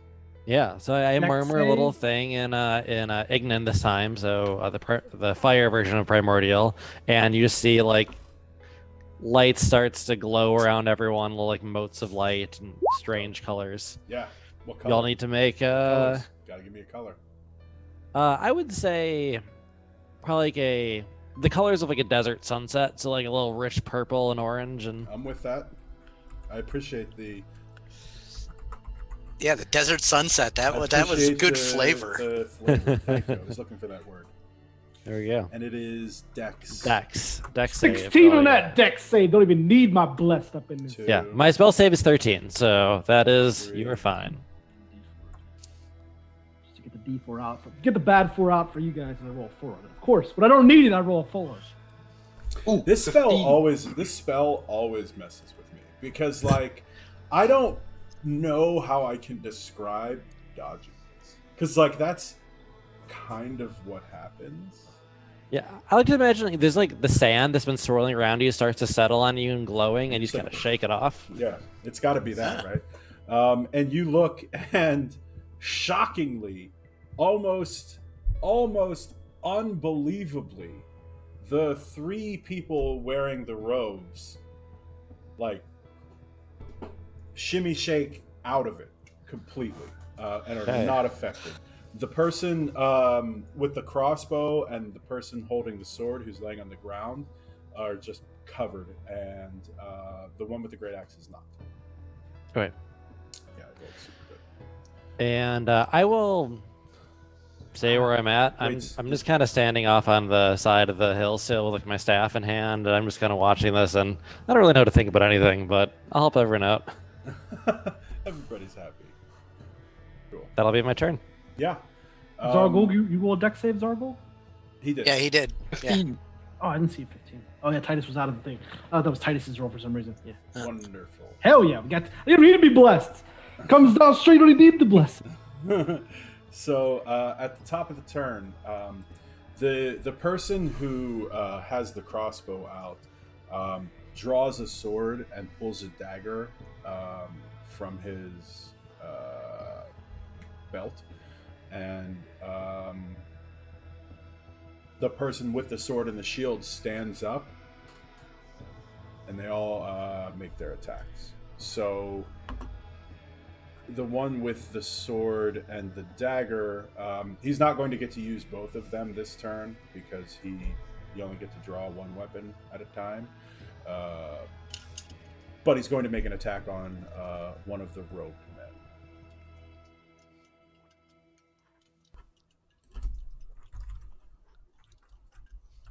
We saw one of the robed guys get jacked by one crossbow bolt, Yeah, correct? he got dropped. Yep. They're not super strong, guys.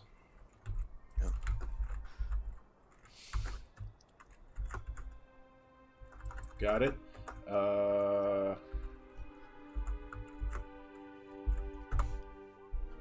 So he slashes down with the sword into the clavicle of one of the robed men and causes significant damage to him. The man with the sword and the shield also attacks the same person. As he kind of struggles to his feet, right? Like these guys are looming over top of him and stabbing down into him. It's kind of surprising that he did this, but no. Yeah, and in his hurry to stand up, makes a swing, but he was more concerned with being defensive than trying to kill the person. The man with the great axe, however, is pissed at you, Zarl'Gug. And so he takes a swipe at you with his great axe. And he's kind of surrounded. You see he's beaten back a bit. He doesn't feel great after the previous strike, and the attack doesn't connect. The man with the sword says, "You would protect him? We'd rather die." What is he? It is not a child. Got that. Details is of the importance It's right a now. man. And what? A man. And what? Up next is Titus. Okay. All right. I am now the guy who has now the sword and dagger. He is undamaged, correct? Correct. Okay. So I am going to point at him and just whisper and say, "Death is looking over your shoulder." And I'm going to cast Dissonant Whispers. Nice. What is the save on that? That's a 13 wisdom save. Wisdom. Bum, bum, bum, bum, bum. That is a fail. Okay, That is so the result of that spell. he takes 12 points of damage, of psychic damage, and must immediately use its reaction, if available, to move as far as its speed allows away from me. Does that provoke opportunity attacks? I think forced movement does not. So I don't think it does. Generally speaking, if movement is forced, like if you're doing a relocation spell, like a spell that blows people around or knocks them back, the great example is one of the Eldritch invocations that warlocks have, where Eldritch Blast moves people. That movement does not provoke opportunity attacks. So I'm going to assume that this is the same way as that, although it isn't stated in the spell. I think that's easier. We can say how wrong I am in a little bit. Oh, sure, that's so fine. Yeah, you see him like grabs his head and like drops his dagger and his sword and spins and runs away. And then I am going to Also, he runs slowly, like he's pretty hurt. Oh, good. All right. And then I am going to, like, as the mom has kind of tried to pull the kid farther away, I'm just going to move so I'm sticking with the mom and the kid. Yeah, you have enough movement that you could move over back with them. They only moved about 10 feet or so back. So yeah, you're adjacent with them, and you see now, um, the woman is like she's still like panting and sweating and breathing heavily and like pulling the kid back, and the kid is still like peeking and staring. Don't worry, ma'am. We'll protect you and your little angel there. Cool. Does that complete your turn? That completes my turn. Yeah, sorry. Cool. Zarl'Gug, you're up.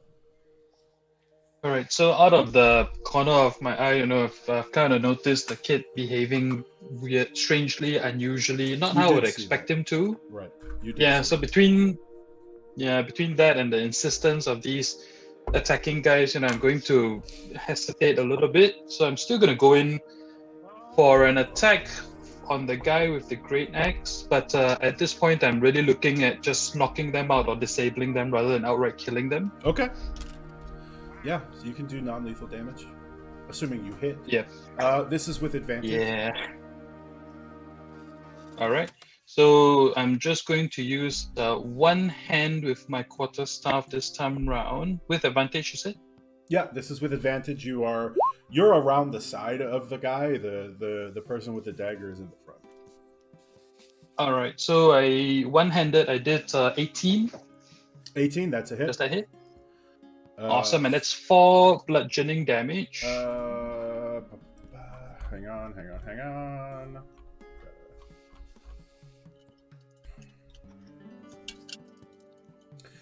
Yeah, you connect with him again. This is more of like you're trying to swat his arm so that he drops his weapon. Yeah. You cause you cause damage to him, and he seems shaken by the amount that he's taken. But his resolve stays, and he doesn't drop it. All right, I'm going to use my bonus action unarmed strike to try to just shove him back. Okay. Yeah, I'm fine with that. I think that's okay. Yeah. So roll to for hit my because, bonus. Yeah. Right. So monks, you can do a bonus action unarmed strike, and the shove is a specific kind of attack, but you already said you're trying to do non-lethal damage, so I would interpret that as you making an unarmed strike to do non-lethal damage to potentially knock him out and to the ground. Does that sound fair? Yep. That's Everybody the else intention. Yeah. agree with that? Yeah, cool. Yeah. All right, roll with advantage, please. Ooh, that's a 15. My 15 lowest so hits. far. Oh wait, actually, hang on. Let me pull that up. I think it does. No, it doesn't. Shit. So that is a miss. Ooh, Yeah, you that don't. misses. You don't penetrate through. Wait, his he's defenses. blessed, isn't he? Yes. Yes. Yeah. Roll a d4. Add a d4 to that. Ooh, nice. So that's a 19. 19. That hits. So roll your unarmed damage. Good call, That's Titus. 5 Forgot about the bludgeoning. blessing already. That's what? 5 bludgeoning. 5 bludgeoning damage. Yeah, you instead of the shove, you kind of catch him down with your quarterstaff and knock it down. You hit it with one arm, and the left hand comes up and catches him under the throat. You see him kind of grab it, and he falls down to the ground, incapacitated. All right. So how far at this point am I from the other 2 guys? You're all kind of in a melee together. You're probably maybe 5 feet away from the other one with the sword, and maybe 7 or 8. Well, no, the other guy ran away. The other guy has headed for the hills. Yep. So at this point, I'm just gonna take a threatening step forward, and just tell the other guy, drop it. The last remaining guy. Yeah, the guy with the sword and shield, and he kind of looks at you and like grits his teeth and like looks down at the at his friend who's on the ground. Does that conclude your turn?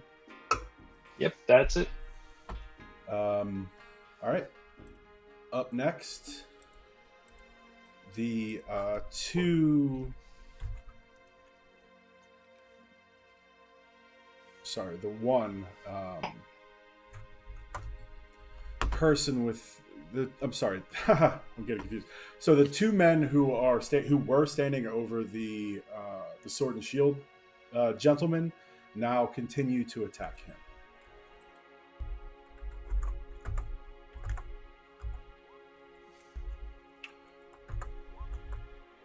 And he's able to like hunker down and deflect both of their attacks with his shield.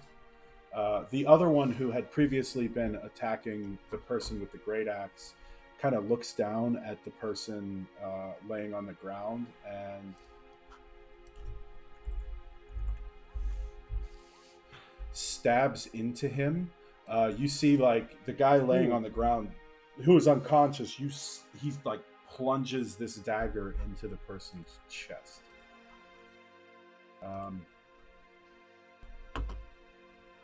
Wait, sorry, do you mind repeating the last bit? So the person that Zarl'Gug knocked out has just been stabbed by one of the... Yeah. Okay. Yeah. The person in the robe lunges down and stabs into the guy's stomach with his dagger. Okay. I don't like that. Up next is Olomaer. So I'm going to step forward and say I think we've seen enough here from both sides. I think we all just need to stop the violence. Stop it, please. And I'm going to raise my warhammer, and I plan to threaten the group and say the next person that tries to land a violent thrust with their weapon that's not a teammate of mine will get struck with my hammer. Make an intimidation check. And actually, we'll do this. Roll a D100 first. 86. Ha. Make an intimidation check. 20. Ooh. Oh, yeah. 20. So, nice. Olomaer says, sorry. Olomaer's like, the next person will be struck down. And when you say struck, that thunderclap comes back in the background, and it appears to have garnered everyone's attention. And I don't take the ready action to literally strike whoever. Yeah, so you also, with your movement, like kind of push up against, so you would be close enough to Zarl'Gug, to the 5 people. You kind of stand over the person who's on the ground, or attempt to, like you're in that area where you would be able to strike at any of them if they decide to make a melee attack. Enter. Got it.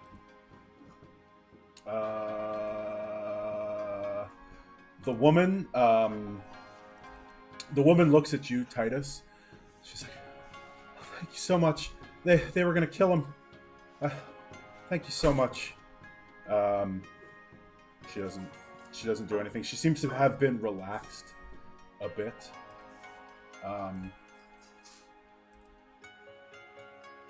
Up next. Okay, so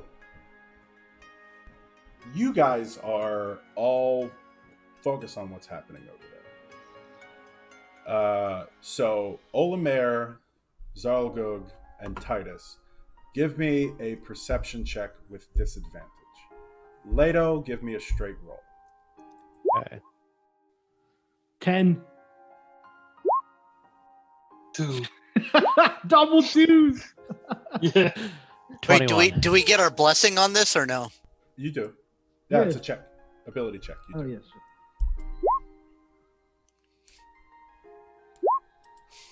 11. Same. Actually, Titus, you're a straight roll. You're a straight roll. Oh, Oh, okay. Well, still wouldn't have mattered.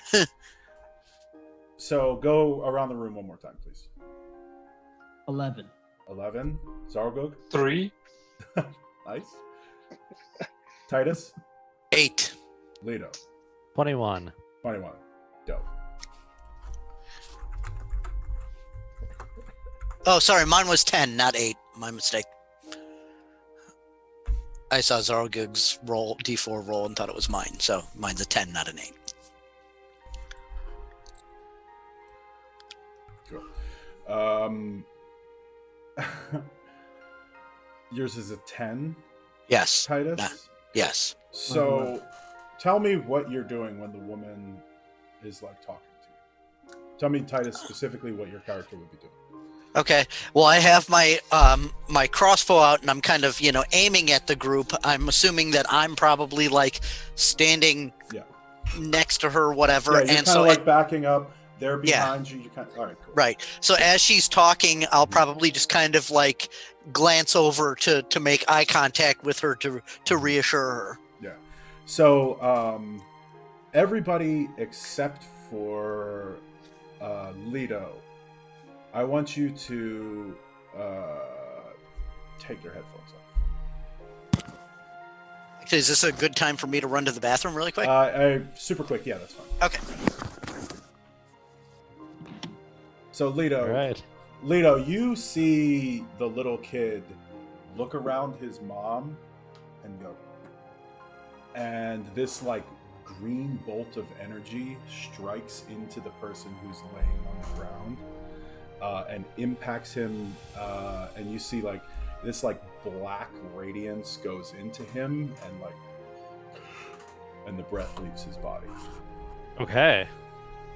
Okay. All right. Cool. Now I don't know how to tell them how to come back. Hey! Spam chat. Hey, everybody come back. Everybody come back. Yeah, the guy takes his last breath. Okay.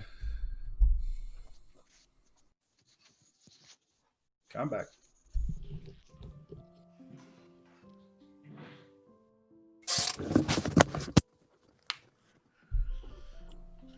Did I miss anything? No. Nope. All We right. just came back. Okay, good. So up next is Leto. Okay.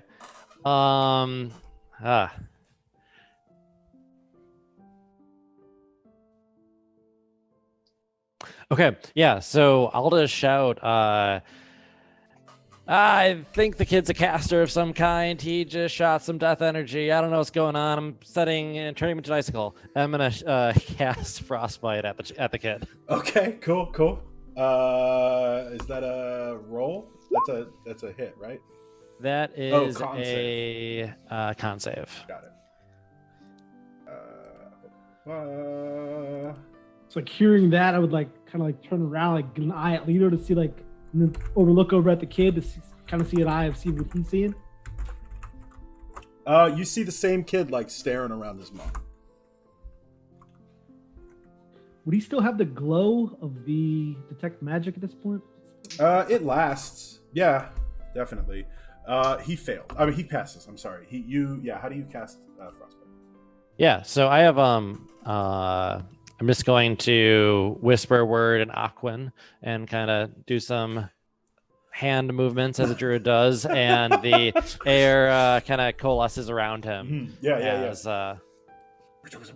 As ice. Yeah, and it like the mom's hand gets cold and she kind of pulls it back. But other than that, there's no effect. Okay, and then do any bonus action-y things I can do? I don't think so.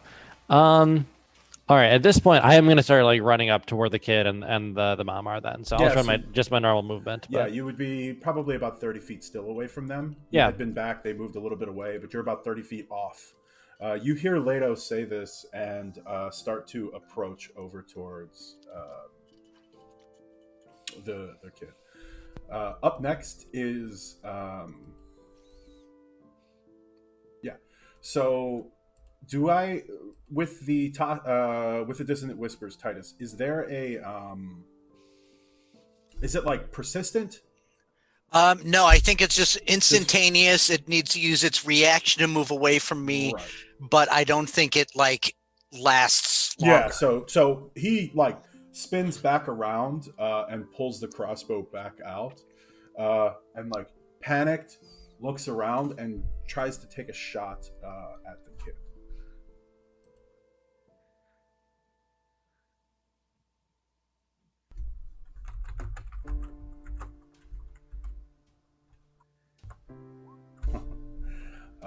and you see him like hurriedly like take the shot and like get his wits back about him, fire a shot, and it flies and sticks into the sand. The person with the sword looks down at the person who's laying there, and he goes, "See, see!" and takes a swing at one of the one who had previously been struck.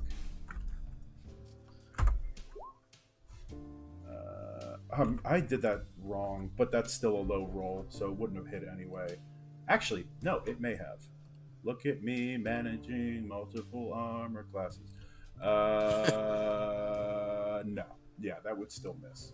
So he, This is the which guy is this? This is the person with the sword and the sword shield. and shield guy. Yeah, strikes. He did not heed my warning. Correct. Striking. Yep. So that would trigger your my action would be to attack him. Correct. Just with advantage. swipe. It would be a 14. That's advantage. Yes, and I would roll d4. Hold up. It would be a 16. 16 hits. Roll damage. 8 bludgeoning. And I would say, stop it! I told you, stop it. You connect with the like he hasn't been paying as much attention to you as he probably should have, and you catch him in the top, like back of his shoulder at impact, and you see his arm goes limp for a second, and he picks it back up, but he seems pretty hurt too. No reaction to the he warning? goes. He's already stated his case. Yeah. So that is Titus. Okay, question. Am I currently feeling more loyal to the kid or to Leto? Because Leto openly... That's a good question. Because Leto openly said he was attacking the kid, and I feel compelled to protect the kid. I mean, you would be... that would be like Leto attacking Olomaer. Okay. All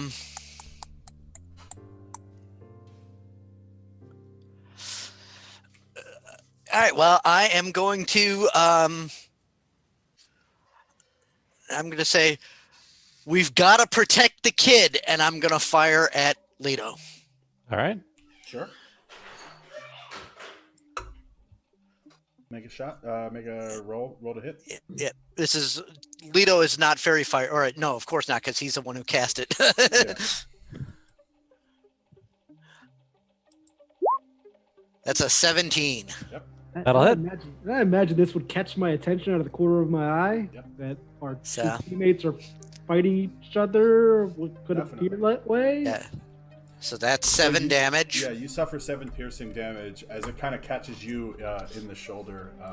How do you look? Look hurt. I got like an arrow sticking on my shoulder. Sure. If there's anything you want to say, you can. It's like, oh, God. Okay. There's something going on here, guys. Watch out for Titus too. I'm gonna get my ass kicked. It's fair. All right, cool. Titus. PvP. So there's your action. And then I will specifically move to interpose myself between the kid and Leto. Okay, yeah. Dope. I'm with it. Fairy Fire's not concentration, right? It's not. No. Okay, cool. Oh, sorry, it is. It has an effect that doesn't. It's not. I thought because it doesn't like return when you go to the area. It does have concentration. Let me roll a Constitution saving throw. I mean, the advantage part has already passed, so it would just be the outline. But Yeah. whatever. I want to try so hard. I want everybody to try so hard to keep me in line with rolling concentration checks. I am so bad at that, and I'm trying to like fucking police that as best I can. So if there's something concentration and I miss it, I'll try to remember that. Yeah, I forgot. I thought that was instantaneous. I Yep. thought it was too. I'm asking. Literally, Yeah. I'm not. Yeah. Yeah. Still concentration. Okay. Cool. So But you I'm still passed. concentrating it. Yep. Cool. Zarl'Gug, you're up. Titus Right. up? So this is a was DM Titus' turn. question. Forgot, it blacked out that This we is tried the- to attack him. Yeah, go ahead. Yeah, so this is a DM question. So the player handbook doesn't specifically say, but for the monk, if I use an attack action and my bonus unarmed strike, does it have to be on the same target, or can I do it on two different Oh no, people yeah, within you melee? can definitely do it on different people. Absolutely. Okay, so One I person. am going to yeah. So I'm a little bit so at this point in time, Zarl'Gug is going to be a little bit confused. Titus is yelling one thing, Leto is yelling another thing. I was just trying to disable the guy at the great axe, and then he got stabbed right at my feet. He got stabbed. So I'm going to turn my hey, attention. Yep. So I'm going to turn my attention to the uniform guys, and I'm going to use my action to shove one of them. So Sure. that's that's acrobatic athletics check, right? Correct. Yep.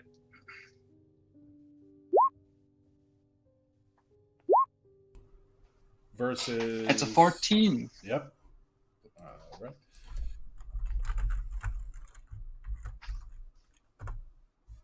Woo! Ouch. Yeah, you go to Ooh. push him out of the way, and he like ducks his shoulder, and you kind of like stumble forward, and you regain your footing. Now Zarl'Gug, Okay, and- isn't Zarl'Gug still blessed? Wouldn't he? Oh yeah, Ooh, yes. right. You are. Gotta still roll that blessed. 4. That's You could roll a 4. that's not gonna help though. You could roll a 4. I mean, roll an 18. There's absolutely nothing I can roll to beat that on a You could D4. roll a 4. Right. If you roll, It would still be a tie. Yeah, it wouldn't be. oh, See? Yeah, it wouldn't. Yeah. You know better than me. Stupid All tie. right, keep going. So I am then going to use my bonus action. So also DM question again. So does my shove technically count as an attack? Can Yeah. I trigger my unarmed strike? Absolutely. Yes. yes. Yep. Sorry. Yeah. Absolutely. All right. So I'm gonna unarmed strike a different guy. Mhm. Let's see. The other And person then- wearing the robes. There are 3 of them. Yeah. Currently. Yep. Ooh, What'd you that's an roll? 11. I don't think that's gonna hit. 11 hits. Oh, all right. That's 5 bludgeoning. So again, I'm just trying to incapacitate people, not trying to kill anyone. Right. Yeah. You crack him over the jaw with it, and he seems pretty hurt too. All right. And how close am I to the melee range? All right. So I'm just gonna stand still and again repeat one more time. Wait, no. That would have been to the other guy. Okay, this time around to the uniform guy. Say what the hell, man? The guy didn't. The guy was down, Cool. and that's my turn. Yeah. The one that you smack kind of looks at you for a moment and looks back at the person holding the sword and shield. That concludes your turn.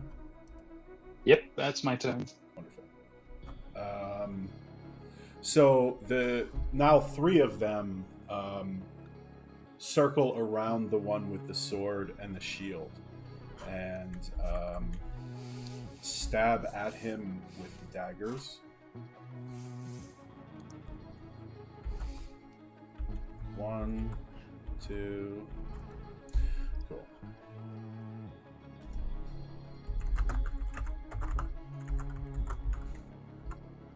Yep. So the person with the sword and the shield, like after being struck in the arm, kind of looks back at Olomaer, and all 3 of them lunge at him at once. And he's able to beat back 2 of them with his shield, but the third one catches him in the chest, and you see him like crumple down and fall to the ground.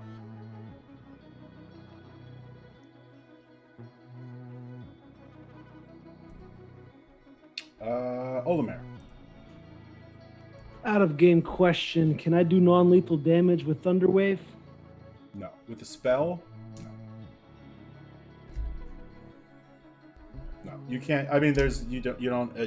If you were like a level 6 caster, I could say yeah, you can do a level 1 spell to manipulate it in a way not to kill someone. But, figuring out the waves of the. Yeah, being a lower level, you can't control the energy like that. So there's presently one crossbow guy off in the distance. He's like I said, he moves 30 feet, so he's about 30 the feet shielded away. guy is unconscious, The and shielded guy is laying on the ground, yeah. Bleeding. and the other guy. So And the other guy is laying on the ground, too. all right, I'm gonna direct this threat specifically to the robe, bald-headed motherfuckers, Okay. and say, "They're done. Stop it." Again, you saw what I did to this other guy. If you make an attack, one more attack, I will swipe you with this warhammer and point out my warhammer. Like Yeah. Cool. Make an intimidation check. 11. 11. Duly noted. You're blessed, aren't you? Yeah. Keep me Look honest. at Titus. Yeah. Nice. So now 13. Noted. 13. Thank you, Titus. Appreciate it. Keep me honest. Cool. Does that conclude your turn? You kind of circle around now. You see the people. You see the man laying on the ground. You see the other person laying on the ground, and the three of them are still looming over top. Got it. Enter. End turn brings us to the woman. Brings us to the little kid. Brings us to this one. Pass. The one with the crossbow yells out, "Stop helping them! What are you doing?" Haven't helped And fires anyone yet. another bolt at the child. What is the boy? Still waiting for an Ooh. answer. Hit. Now here's a question. Yes. Actually, no, I guess because I deliberately interposed between myself and Leto. So yeah, I guess that could have. Yeah. Hit. And even with the partial cover, this would hit. Okay. So he like knocks another crossbow back. You see like the tears in his eyes as he's like lowering his aim to fire a shot at the kid. It sticks into the kid's shoulder and he yells.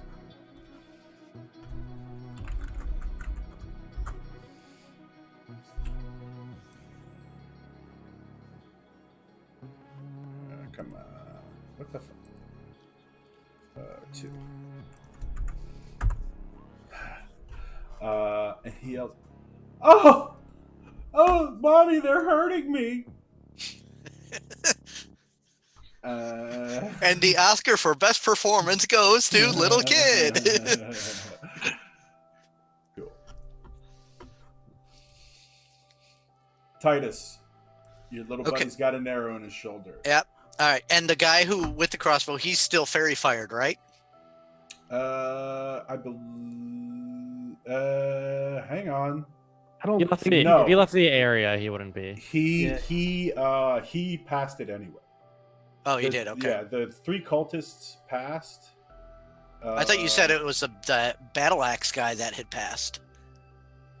Yeah, I think he's right. I think You're Titus is right on this. Either way, if the guy with the crossbow ran away, he would no longer be in the area of the spell. Okay. All right. Well, I'm gonna fire my crossbow at him. Got it. Roll to hit. That would be a 15. Oh, and I'm blessed. Hold You're on. blessed. I don't know why. Can I pull that bless off him once I see him attack Leto? I mean, you should have. That hits.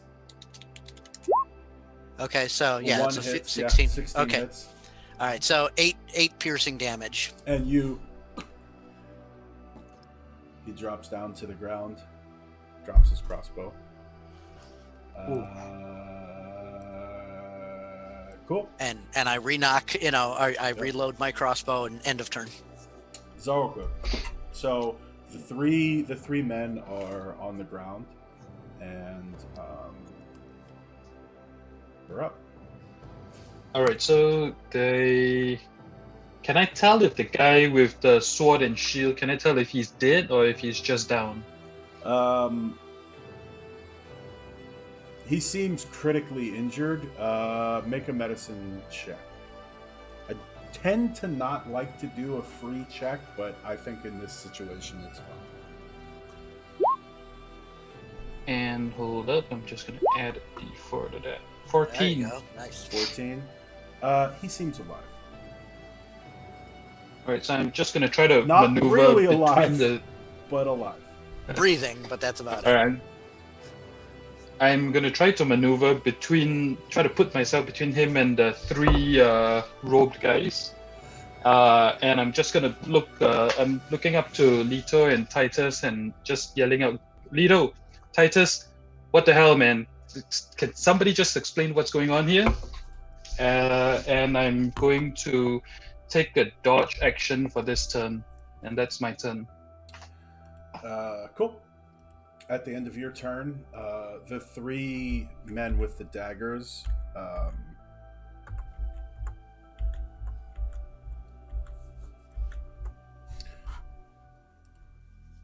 jump onto the man laying on the ground, and you're able, Zarl'Gug, to like deflect one of them, but as you kind of swipe the one away, the other two land on top and stab down into the man who's on the ground. Ouch. Cool. And this would trigger me attacking them, correct? Because I warned them. You would. Yeah, absolutely. Crit. Nice. Nice. 15 bludgeoning damage. Yeah, so the one them. that hasn't been hurt thus far. So the one that two of them have been previously hurt. One of them got deflected by Zarl'Gug. The one that was in the center that had taken no damage, as he stabs down into the man with the sword and the shield, and he's like he reaches back to stab again. You cave the back of his skull in, and he just limply falls on top of the I repeat, stop it. I told you, stop it. Stop. Hammer time. You're up anyway now, Olomaer. So first of all, I'm gonna look at the two guys that are closest to me, the two cultists, I imagine is what I'm thinking they are at this point. That's the stat block that I'm using. So Yeah. that's I'm why I'm imagining calling them that. Imagine because they're shaved heads. Like I just Well, if you fucking metagame, they'll be gods. So I'm not okay. So the bald headed robed characters in front of me. I'm looking at them. I'm using the stat block, so I read it and then I say it. But that's not what they are. I'm not trying. I'm not you trying don't to know metagame. that. I'm You don't not know trying to shit. metagame. I'm not trying to metagame. Hey, You don't know everyone knows that shit. bald guys are super awesome. Thank you. Bald guys in robes that have daggers hidden in their robes. They are So I'm gonna look fine, at them upstanding gentlemen. and I'm gonna say again, like, first of all, I don't know what you guys are doing. Stop it. I told you this 3 times. I've caved 2 people in here as a result of that. So again, if you take another aggressive action, I'm going to cave your skull in as well. Nice. And I'm gonna look at Titus and be like, Titus, it goes for you too. And I'm gonna end the bless spell on Titus as a result of his actions attacking Leto. Make an insight check, Olomaer. 6, not 1. You feel like you got your point across. You think that these guys the message was received. Message was received. Yeah, of course. And let's see what I have here. I am going to move closer to Titus. Can I split the difference? Still be within range of striking range of the bald-headed robed characters So And you could enough walk to- around to the back side of them, but you'd still probably be 25 feet away from. I just want to glare at Titus. That's what I want to do. I want to glare at him. I don't want to be within striking range. I just want to glare at him and be like, check. Leto. Give me another insight check. Really, man? Give me one more. Give me another one. 21 on that one. Okay. Titus is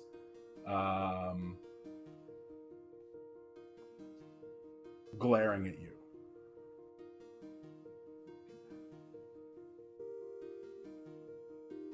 Well, and here's another question: can he drop the bless on just me, or does I don't he have think to so. drop Yeah, that we were getting around to that. I can't just drop the bless on one person. No, because that's like a specific thing that sorcerers can do, where they can like pick who they target and who they don't target. So if you drop bless, you drop bless. So I'm just gonna mumble under my breath to curse him. Curse Titus for shooting our good friend and fellow Rising Tide member Leto. Yes. And again, I'm going to ready my warhammer in anticipation of any violence that is going to come. So you circle around to the back side of the two now robed figures. I mean, figures is a weird way to say that, right? Because like they're guys, like you see them. But... bald-headed, cloaked, robed. Baldies. Just call them baldies. Yeah. I'm within striking range where they claps their skull in it. Yes. I agree. End turn. Cool. Women. It's a little kid. You hear. I'm gonna. Damn, no, that's not the same. Okay, so nobody go anywhere. Don't go anywhere. Take your headphones off and watch the screen. Not you, Titus. You don't. Okay. Titus, you hear in your head, "Please save me. Please, they were trying to kill me. Oh, I just got back with my mommy. Please."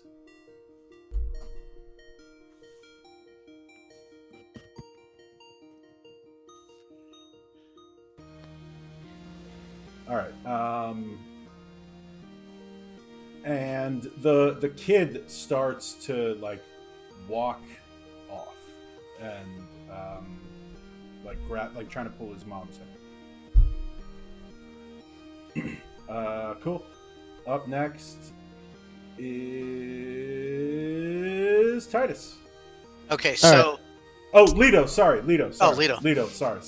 Leto. So, Titus is standing on his own now. Titus is probably about 20 feet away. Yeah. And the kid and the mom are standing on their own. They're no longer in a cluster together. Yeah. He's tried to away from you, but they're walking. Okay. All my spells are area effect. I'm trying to think of a way to not hit people that I... we need everyone else to not be busy with these robe guys. And so I'll shout, Olomaer, stop being nice to them. They're clearly murderers. This kid is like a warlock or something. And I'm going to fire Ice Knife at... I'm imagining I can do this in a way that doesn't hit Olomaer. I'm going to fire It Ice... would be, honestly, it would be hard. It would be super hard because he posed himself close enough to them to threaten both of them. And it's to both of them? I think it's just like one guy, second guy, Olomaer. Never mind. All right. Yeah, I'm going to hit someone no matter what. Yeah. You gotta shoot the shot. Yeah, because Ice Knife is pretty much like launching a bottle rocket into the middle of them. And yeah, it's a 5-foot radius. It'll hit people. I'm still blessed. Yeah, but... Actually, he was not blessed. It was me, you, and Zarl'Gug. No, Titus not No, blessed. I'm not blessed.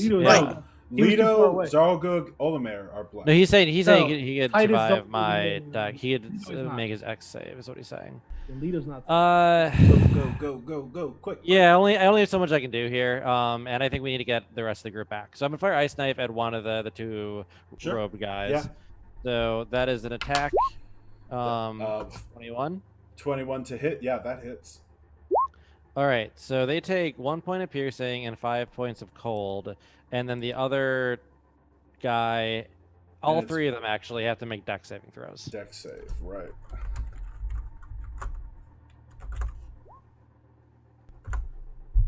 $11 and 4. Okay, so they both fail. Olomaer, you need to roll your Bless. your bless. 13. My DC is 13. I'm blessed. You bless yourself. All right, so that's 6 points of cold then. Cool. So I hit it right, so I'm good on the other end. Yeah, you're fine. You just no damage to you. I'm Yeah. blessed. So the knife like sticks into one of them, and is it a knife? Is it a shard? Is it Yeah, so a spirit yeah, animal? it looks What like is a goofy, like kind of a very craggly icicle. Basically, I take like a little splash of water, I spit in my hand, it crystallizes and Even then better. zips out. Even better, yeah. He like and throws it, and this like it like grows in size and impacts into the closest one, and you see him like look down, and there's a and it sounds very much like that, and the other two are filled with shrapnel and fall to the ground dead. Olomaer, you are able to like just in time.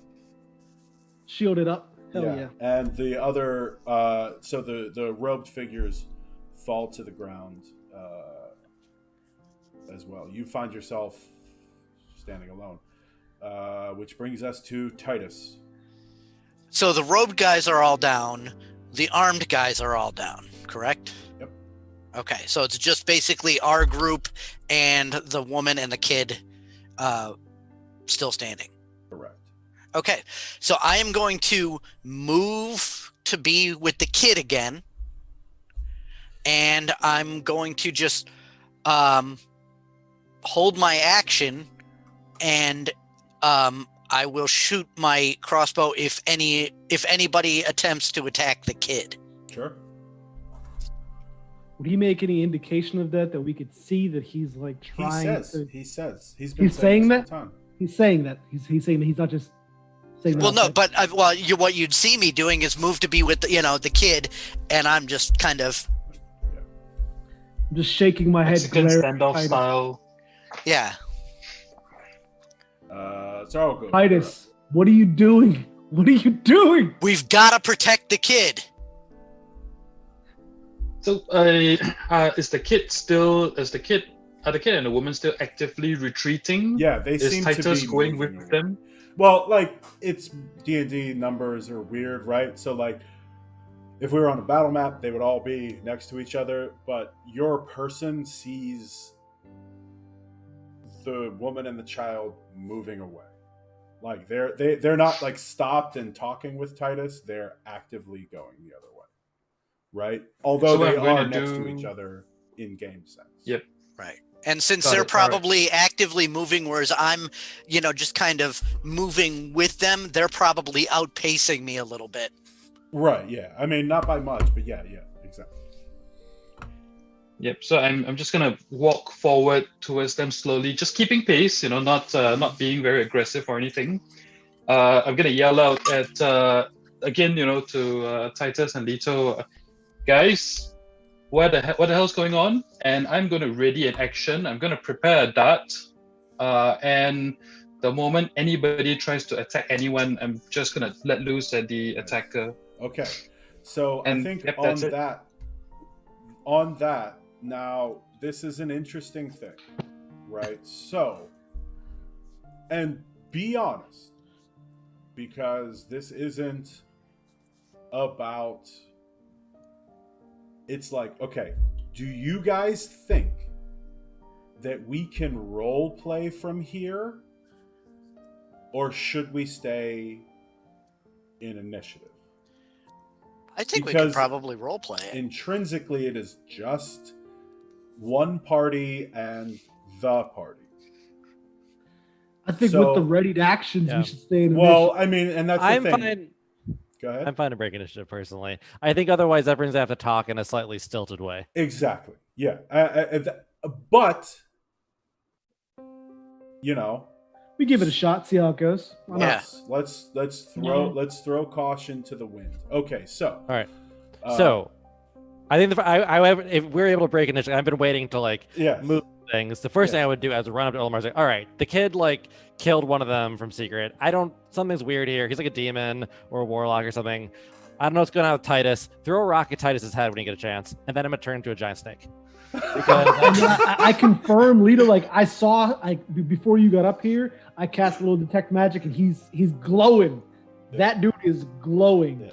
all right, something's going on here, and yeah, I'm a little hurt, so I'm gonna turn into a giant snake to give myself extra HP. Okay.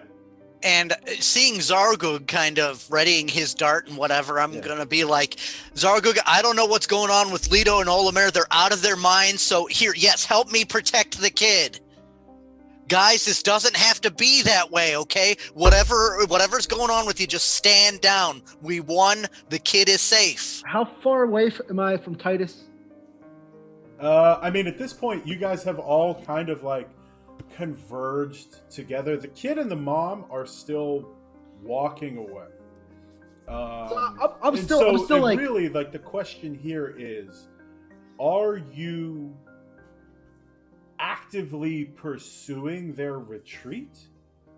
I'm keeping pace with them. I plan to before I actively pursue their retreat. I'm going to go up and shove my warhammer into Titus's gut and say, snap out of it, dude. What are you doing? And then proceed past him to go chase so the that's what I information mean. that Leto gave me. So we're all kind of the kid's kind of moving away. The Titus, you see your friends, right? Who you're kind of leery about. Leto, Olomaer hasn't done anything to your friend, and Zarl'Gug also hasn't, right? So there isn't, you see that happen. So it isn't necessarily that. I think the question is do you think, I don't think, but do you think that you would like walk with them? Well, the kid specifically asked me to protect him. Right. So he said to protect me from them, is what he said. Right. However you interpret that, you interpret that. Right.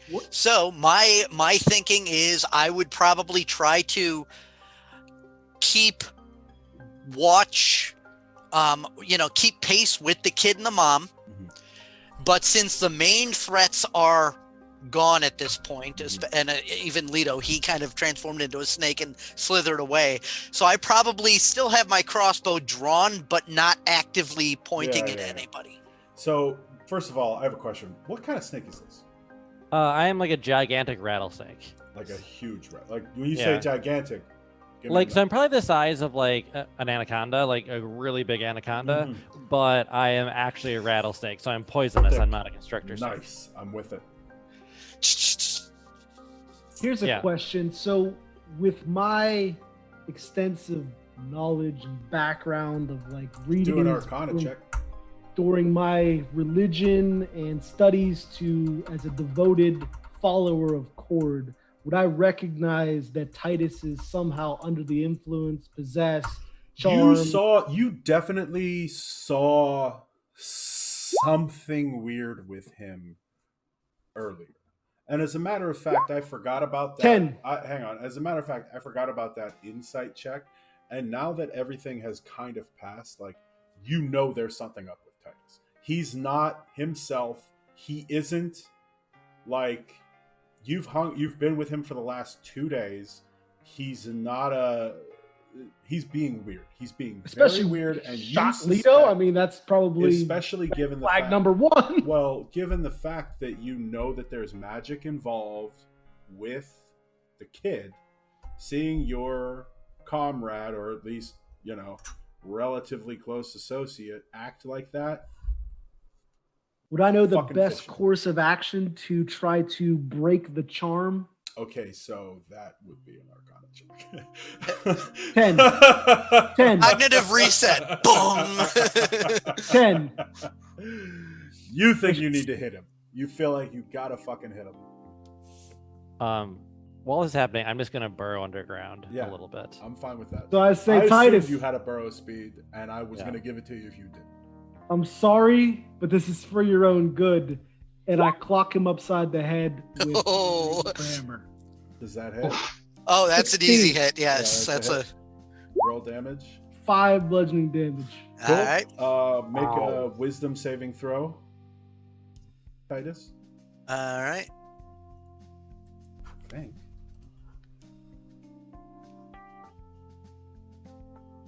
No, hang on. No, I'd only get a save against the spell if the kid attacked me. Yeah, no. Rewind. Your DM gave you bad info. You don't think that breaking. I him pull out back of- the hammer. I don't actually. Yeah, I yeah. swipe- You I spread- DM gave you bad info. Sorry, he's a dumbass. No. You think you presume that the kid did something to him, and you need to either reason or. Need to hit the kid. I mean, Would that be a reasonable assumption that if somebody is charming someone else, I if they got hit? mean, I can't tell you that. I'm just saying. I'm saying in my studies, in my knowledge you of like know that people there's something charming weird people. going on. Okay, so I'm gonna cast. How far is the kid from me at this point? I mean, you guys are all kind of moving together, probably. Cast Yeah, total definitely. dead on the child. Yeah. Fill the air with bells So to try we'll say that you guys are at this point. Olomaer, Titus, Zarl'Gug have all kind of congealed. The kid has been has spun around, and the mom is leaving. Like she's trying to get the kid to stop. She's like, "Hey, we're okay. They saved us. They saved us. I'm sorry, but you're." And the kid isn't listening, and she isn't stopping because the kid isn't stopping, right? So like that's the conversation that they're having. So I know that my you guys spell would is all going to be make kind of close. I know my spell is going to make a loud sound as well. So that's also what I'm thinking is that the bell sound from the spell will also shake Titus out of his charmed state or possessed state, whatever. Here's the thing, and this is a great. Let's go out again. Let's go out again. Everybody, go ahead. So very clearly, Titus is charmed, right?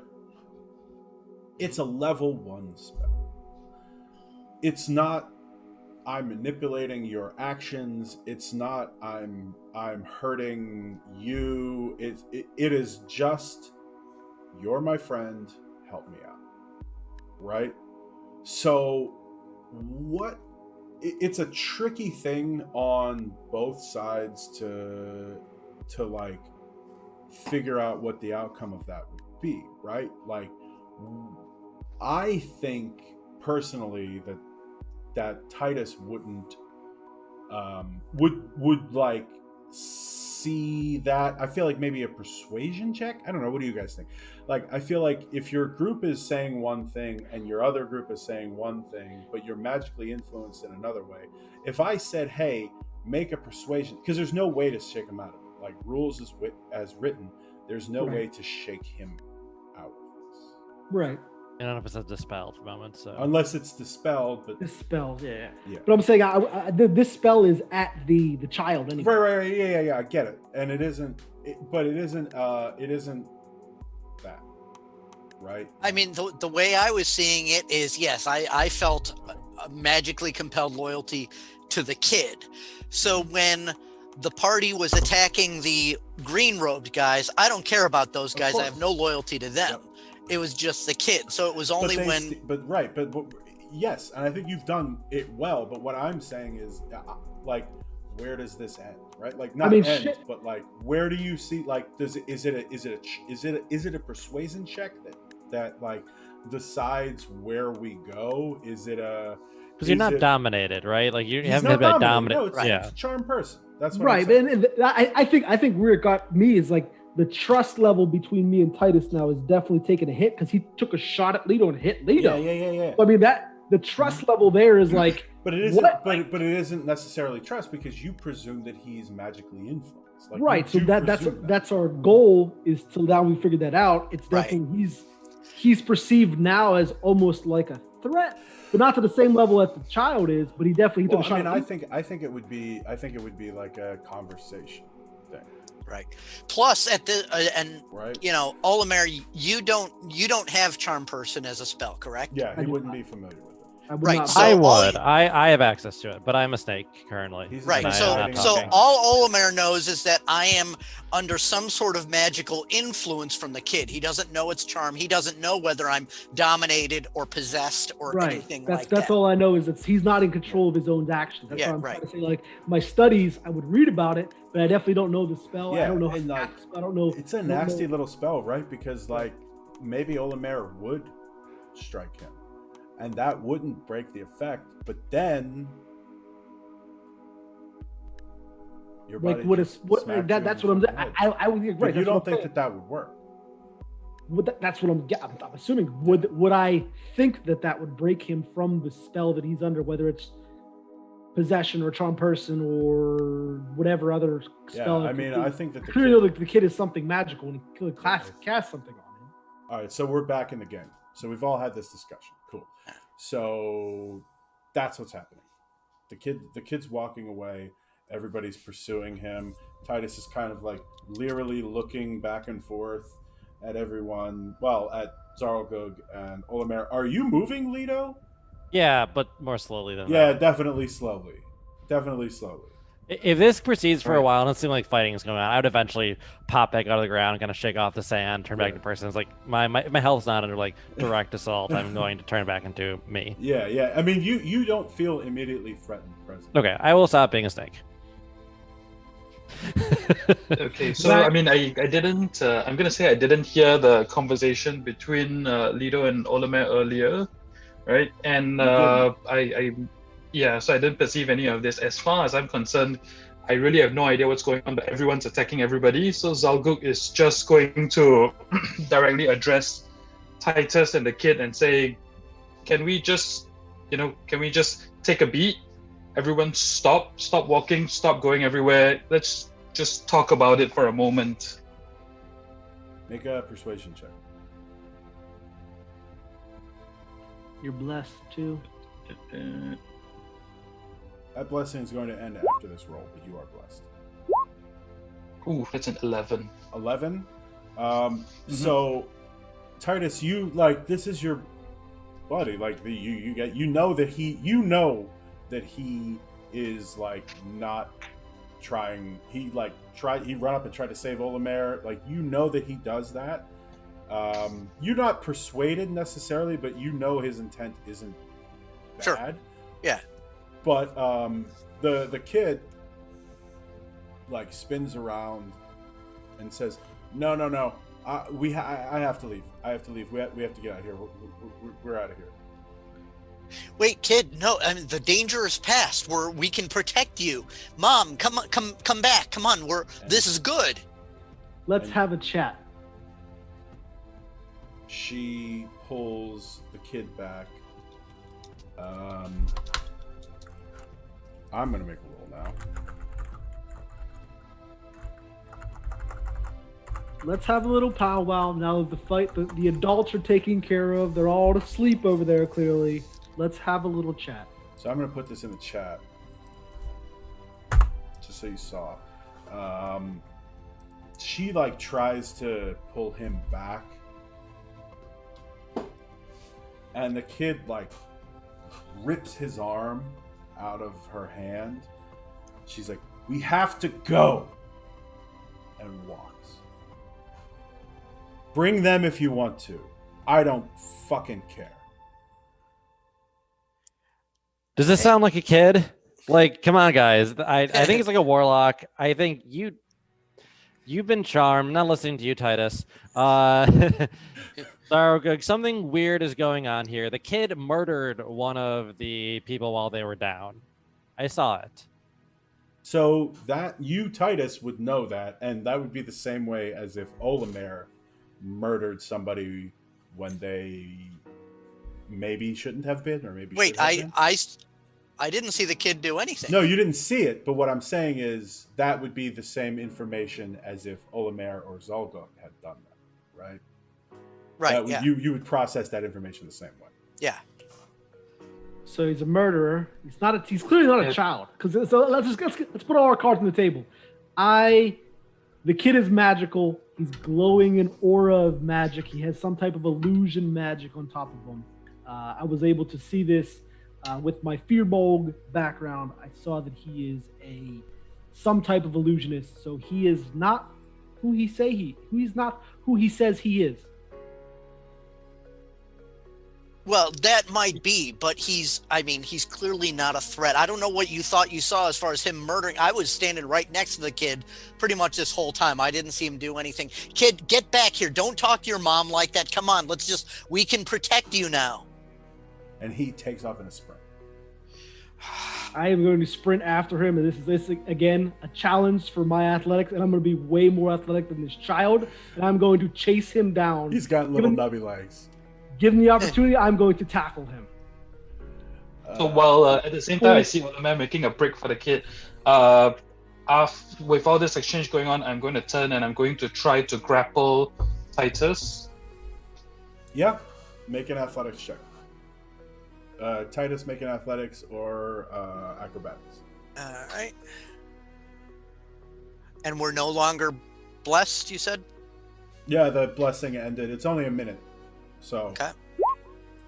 I feel like I gave it a little that's more. Not 7. It's not a hard roll to beat. Ouch. Yeah, I got a 19. I just outright miss. Yeah, you go to tackle and he kind of ducks out of the way. Yeah. Did I catch up Kid to the is child? sprinting. So you would eventually catch up to him. You're gaining on him. You see the kid run. The mom just like puts her hands on her heads and like, she's like no. And Olomaer takes off. Titus goes to take off. Titus, you would be able to keep up with Olomaer. And you would be able to catch up to the kid too. Yeah, I'm going to take off. And, if I can't, I'm not going to tackle the kid. But if I have the speed to do so, I'll try to get in front of the kid and be like, no, kid, come on, let us protect you. Yeah, so it would be very similarly timed, where Olomaer and Titus both get there at the same time. And you are easily able to overrun them. Why don't you, Olomaer, and let's see this 1 second. I want to full on spear the child like office linebacker style. What is that? Terry Tate office linebacker. I want to spear the child. This kid has caused me enough like. So why don't you as the kid breaks off, why don't Leto, Zarl'Gug, Titus, and Olomaer give me an intelligence check. Investigation. Ooh, that's not gonna go Crit! well. Crit! 17. Wow. 17. 10. 10. 12 for me. 12.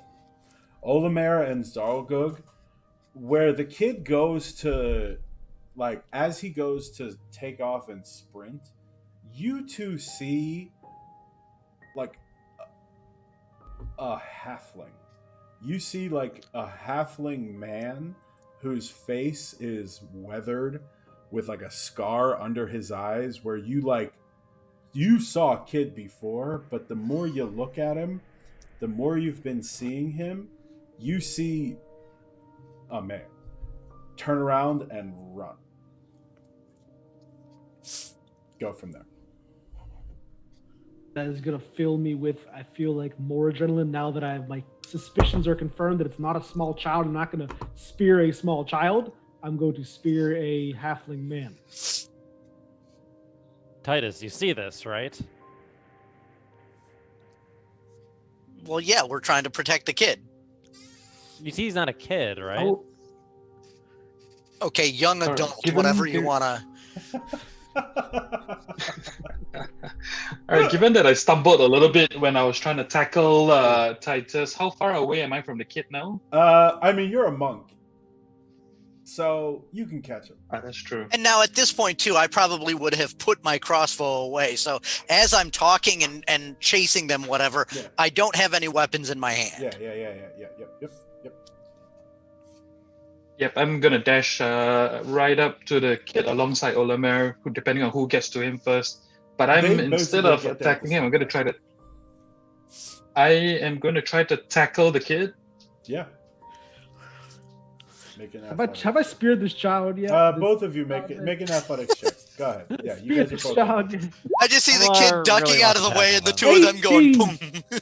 18. I Ooh, want 14. to lay this kid Yeah. out. So Zarl'Gug runs around faster than all of you. The kid is running. Zarl'Gug runs in front of him and crouches down.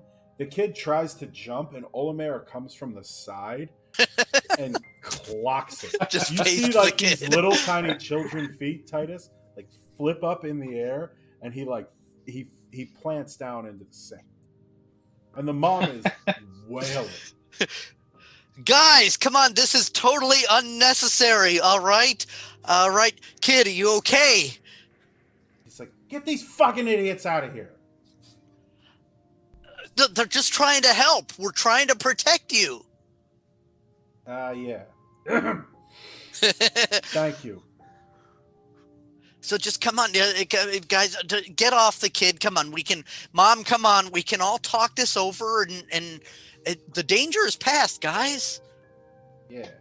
The danger's Titus, are past. you willing to entertain the idea that this isn't a kid, even if he's still our friend? What else could he be? I mean, look at him. I look at him. Look at Titus, and I look at the shoulder wound on Leto. Look back at Titus. Look at the shoulder wound on Leto. Look back at Titus. I'm sorry. It was, I didn't know if maybe you were, like how I can influence people magically. I thought maybe you had been influenced. You should think about that spell that you know how to cast, that I too know how to cast, and take a moment with that. So you understand, all right? It was nothing. I apologize. It's, I'm glad to see that you're thinking clearly finally. Well, I think this kid seems to want to run away, and that seems bad. The desert around here is very dangerous. So let's see if we can get him to maybe sit down and take a break for a minute so we can talk this out. I think that's great. I'm going to cast Mold Earth, and I'm going to make the sand kind of move around him a little bit. I'm just going to try to bury him halfway into the sand. Not enough to make it hostile. Just he's a little stuck. Unless he resists, that he'll become stuck in the sand. Let's do this. I'm going to roll this. Bury him in the sand. He does resist. Okay. Look, He's he gets speared and head over heels falls down, and you start piling sand, and so you could theoretically keep him there, but you would have to keep casting Mold Earth, which you can do, and it would work. okay. I will just try to make the area difficult terrain so that if he tries to escape, but I'm not gonna bury him. The sand's just gonna be sifting around his feet a little bit, tripping him. Perfect. Cool. And he goes, "Yeah, I want my mom. Mom." We're Axe getting over, mom. dude. We're getting mom. Axe over, dude. Come on. Yeah, Come on. we know that's not your mom, Titus. This kid can be your friend, but also not be a kid. That's not his mom. He is just a friendly guy we've met in the desert that is pretending to be a kid. Well, then why would mom say that it's her kid? Well, she's probably confused. I think you guys are confused, but it's okay. I mean, we're all good here now. All right, kid, just chill out. Titus, not a kid. He's looking around, and at this point, it's seeing an angry little person there, not happy, glaring. You can throw a temper tantrum, that's fine, but we're here to help you. And I'll look at the kid and say, this will go a lot better for you if you let our friend up. Clearly, the rest of us know what's going on, so the longer this goes on, the worse this is going to be for you. Okay. Make a persuasion check. Sure. 8 charisma. Actually, this would be with advantage, though. Sure. We'll see how much that helps. I have 6.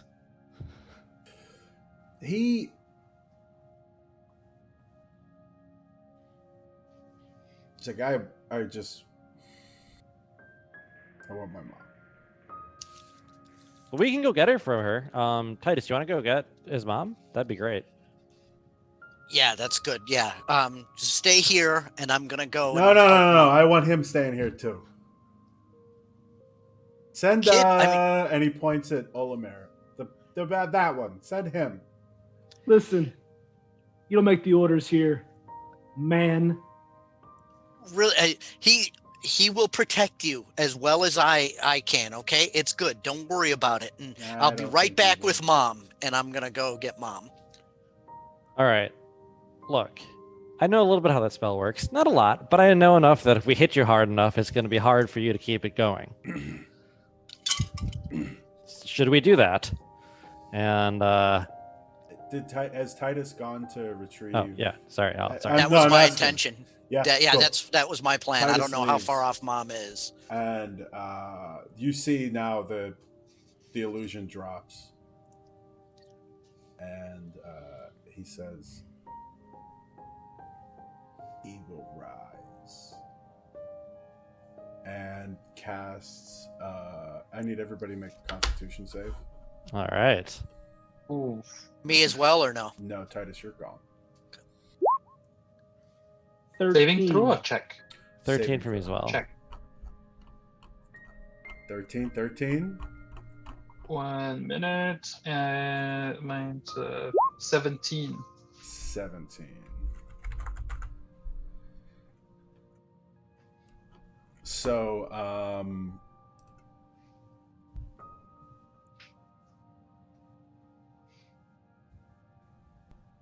he goes, "He will rise."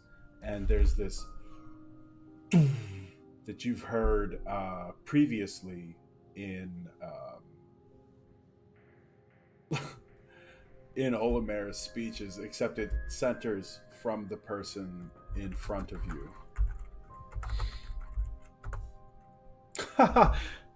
Olomaer and Leto, you suffer 5 thunder damage. Okay. And you get pushed back 10 feet. Zarl'Gug, you suffer 2. But I'm not pushed back, right? You are not pushed back. Am I? As immediate 'Cause reaction I'm just to sticking that, in with the quarterstaff. can I charge up to him and smash him in the head with my warhammer? Yeah, I mean, so at this point, you three would roll initiative. Like, he waits and watches Titus like walk out of eyesight, and as soon as you like go back in that direction, like when you're not immediately in the area, he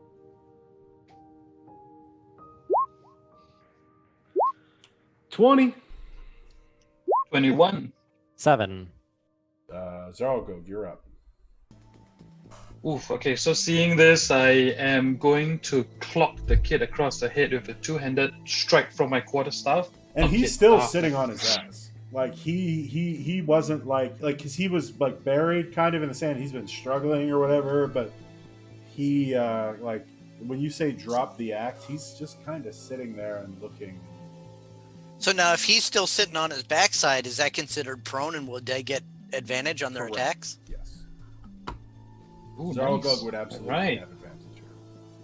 I'm going to clock him with a 2-handed strike from my quarterstaff Yeah. because I'm just going to assume that whatever had just happened came from him. Yeah, I mean, you saw That's him. 17. You saw like he was like he will rise, and like blew your buddy's back. 17 hits. All right, that's 4 bludgeoning, and I'm also going to just kick him as a bonus action. Yeah, Unarmed strike. yeah, you have advantage on that too. And that is that's a 12 for unarmed strike. That does not But hit. Kind of clocking rolls him, to I the just side. miss. Yep, Olomaer, you're up. I'm gonna toll the dead from here. Try to whisper some words to my deity Mm-hmm. and throw out the What's the save? Dolores a wisdom save DC 13. Bell fill the air. Jeez, man, hit it. Ooh.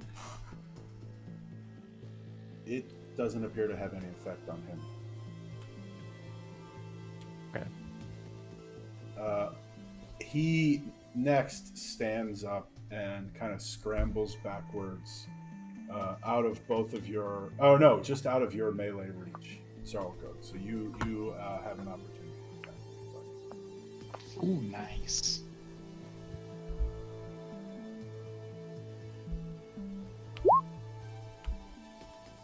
$14. That's a hit. Nice, and that's 10 bludgeoning damage. 10? Solid knock. He stumbles backwards and seems extremely hurt. But he backs up and kind of waggles his little finger at you. Oh, also, he points at you when you hit him. Make a DC 14 dexterity save, please. Zarl'Gug. It's a Wow. good spell.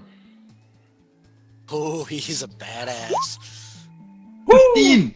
You Nice! save it. So as you hit Lucky. him, he backs up, and like you see him like glare up at you. You feel this fire burn from within. You suffer 8 points of fire damage as the instrument that you hit him with catches on fire and burns up to you almost Ouch. instantaneously. And then he backs up and casts a spell at you. I'm gonna just drop the quarterstaff and just wipe my hands on my robes. Does a 24 hit? Ah, yeah, it does. At level 2, it does. You suffer 5 points of force damage as this like sickening green energy comes out from him after he gets far enough away, 25 feet away, Oof. into you. You see Zarl'Gug That seems hurts. very hurt. Leto, you're up. Yeah. Okay. So wait, that was his turn. That wasn't Zarl'Gug's turn. That was the... The fire was his reaction. Got it. Okay. Yeah, to the- Hellish Cool. Rebuke. Sorry. Cool. No, I just want to make sure. Yeah, his Hmm. turn was the spell. Well, I have a couple options here, but I think I'm going to turn into a giant snake again. So I'm gonna take my skin back up and I turn this giant giant rattlesnake, Yeah. and I am going to He's Go- only like 20 feet away. 20. Oh no, 30. I can't attack because I'm not a moon druid. It's an action for me to turn into the snake, unfortunately. So I'm gonna go 20 feet towards him and then spend the last 10 feet burrowing underground. So I'm like that. beneath him. I'm with it. That'll be my turn. Olomaer. How far is he from me? 35 feet. All right, so I'm going to charge up 30 feet, so I'm 5 feet away from him, and then hit him with the Toll the Dead. Bells fill the air. He passes his save. You feel like it isn't this an easier foe like you were expecting, and it doesn't have the same. It's a wisdom save, not a con save. Okay. So then it hits him. What's the damage? It would be 5 damage. 5 damage. Necrotic damage. He's very hurt. It is yes, he's very hurt. The bell tolls and you see him crumple and stand back up, this beaten, but he isn't dead. And I can cast a bonus action regular spell, correct? It's a cantrip. I can cast a regular cantrip and then a bonus action. Correct, yes. So I'm gonna healing word on Zarl'Gug. Sure. 5 healing. Zarl'Gug. So he whispers thanks. a word and you feel that. So I see that he's injured. Yeah, he seems pretty hurt. Be healed, Zarl'Gug. Bless you. On a scale of 1 to 18, I would say I would have been a 5. Zarl'Gug, you're up. That's an oddly specific scale. All right. So how far did he get away from 25 feet? You said. 25 feet. Yep. All right. I'm gonna close that quite easily, and I'm a little bit annoyed now. So I'm actually going to swing at him with let's see. All right. Okay. I'll just retcon that a little bit. So even before I start dashing towards him, I'm just gonna take an action to fling a dart at him first. Okay. Yeah. And that is going to be a 25. Shit. Ooh, Yeah. nice. Oh yeah. So how, did you want to describe this? I think you should. Tell me what you do. Nice, yeah.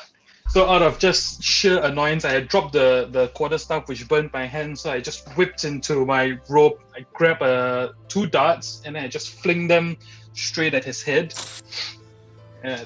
Yeah.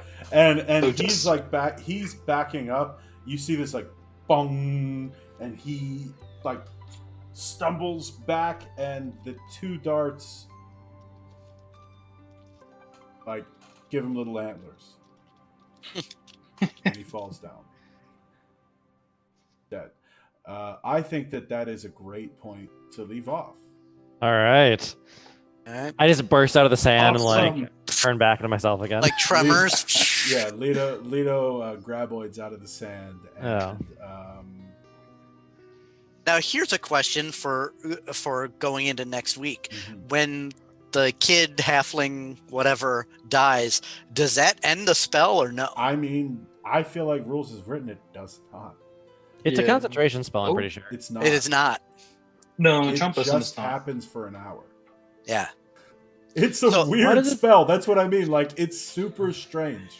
So I'll be mourning my friend's death. Yeah, it just happens, and Huh. you feel Oh like yeah, that. sorry. The icon in my book had the C, but that's just for Mm, charm. I It's thought for- weird though. yeah. It's like that is a very, very unique spell that can be pretty strong.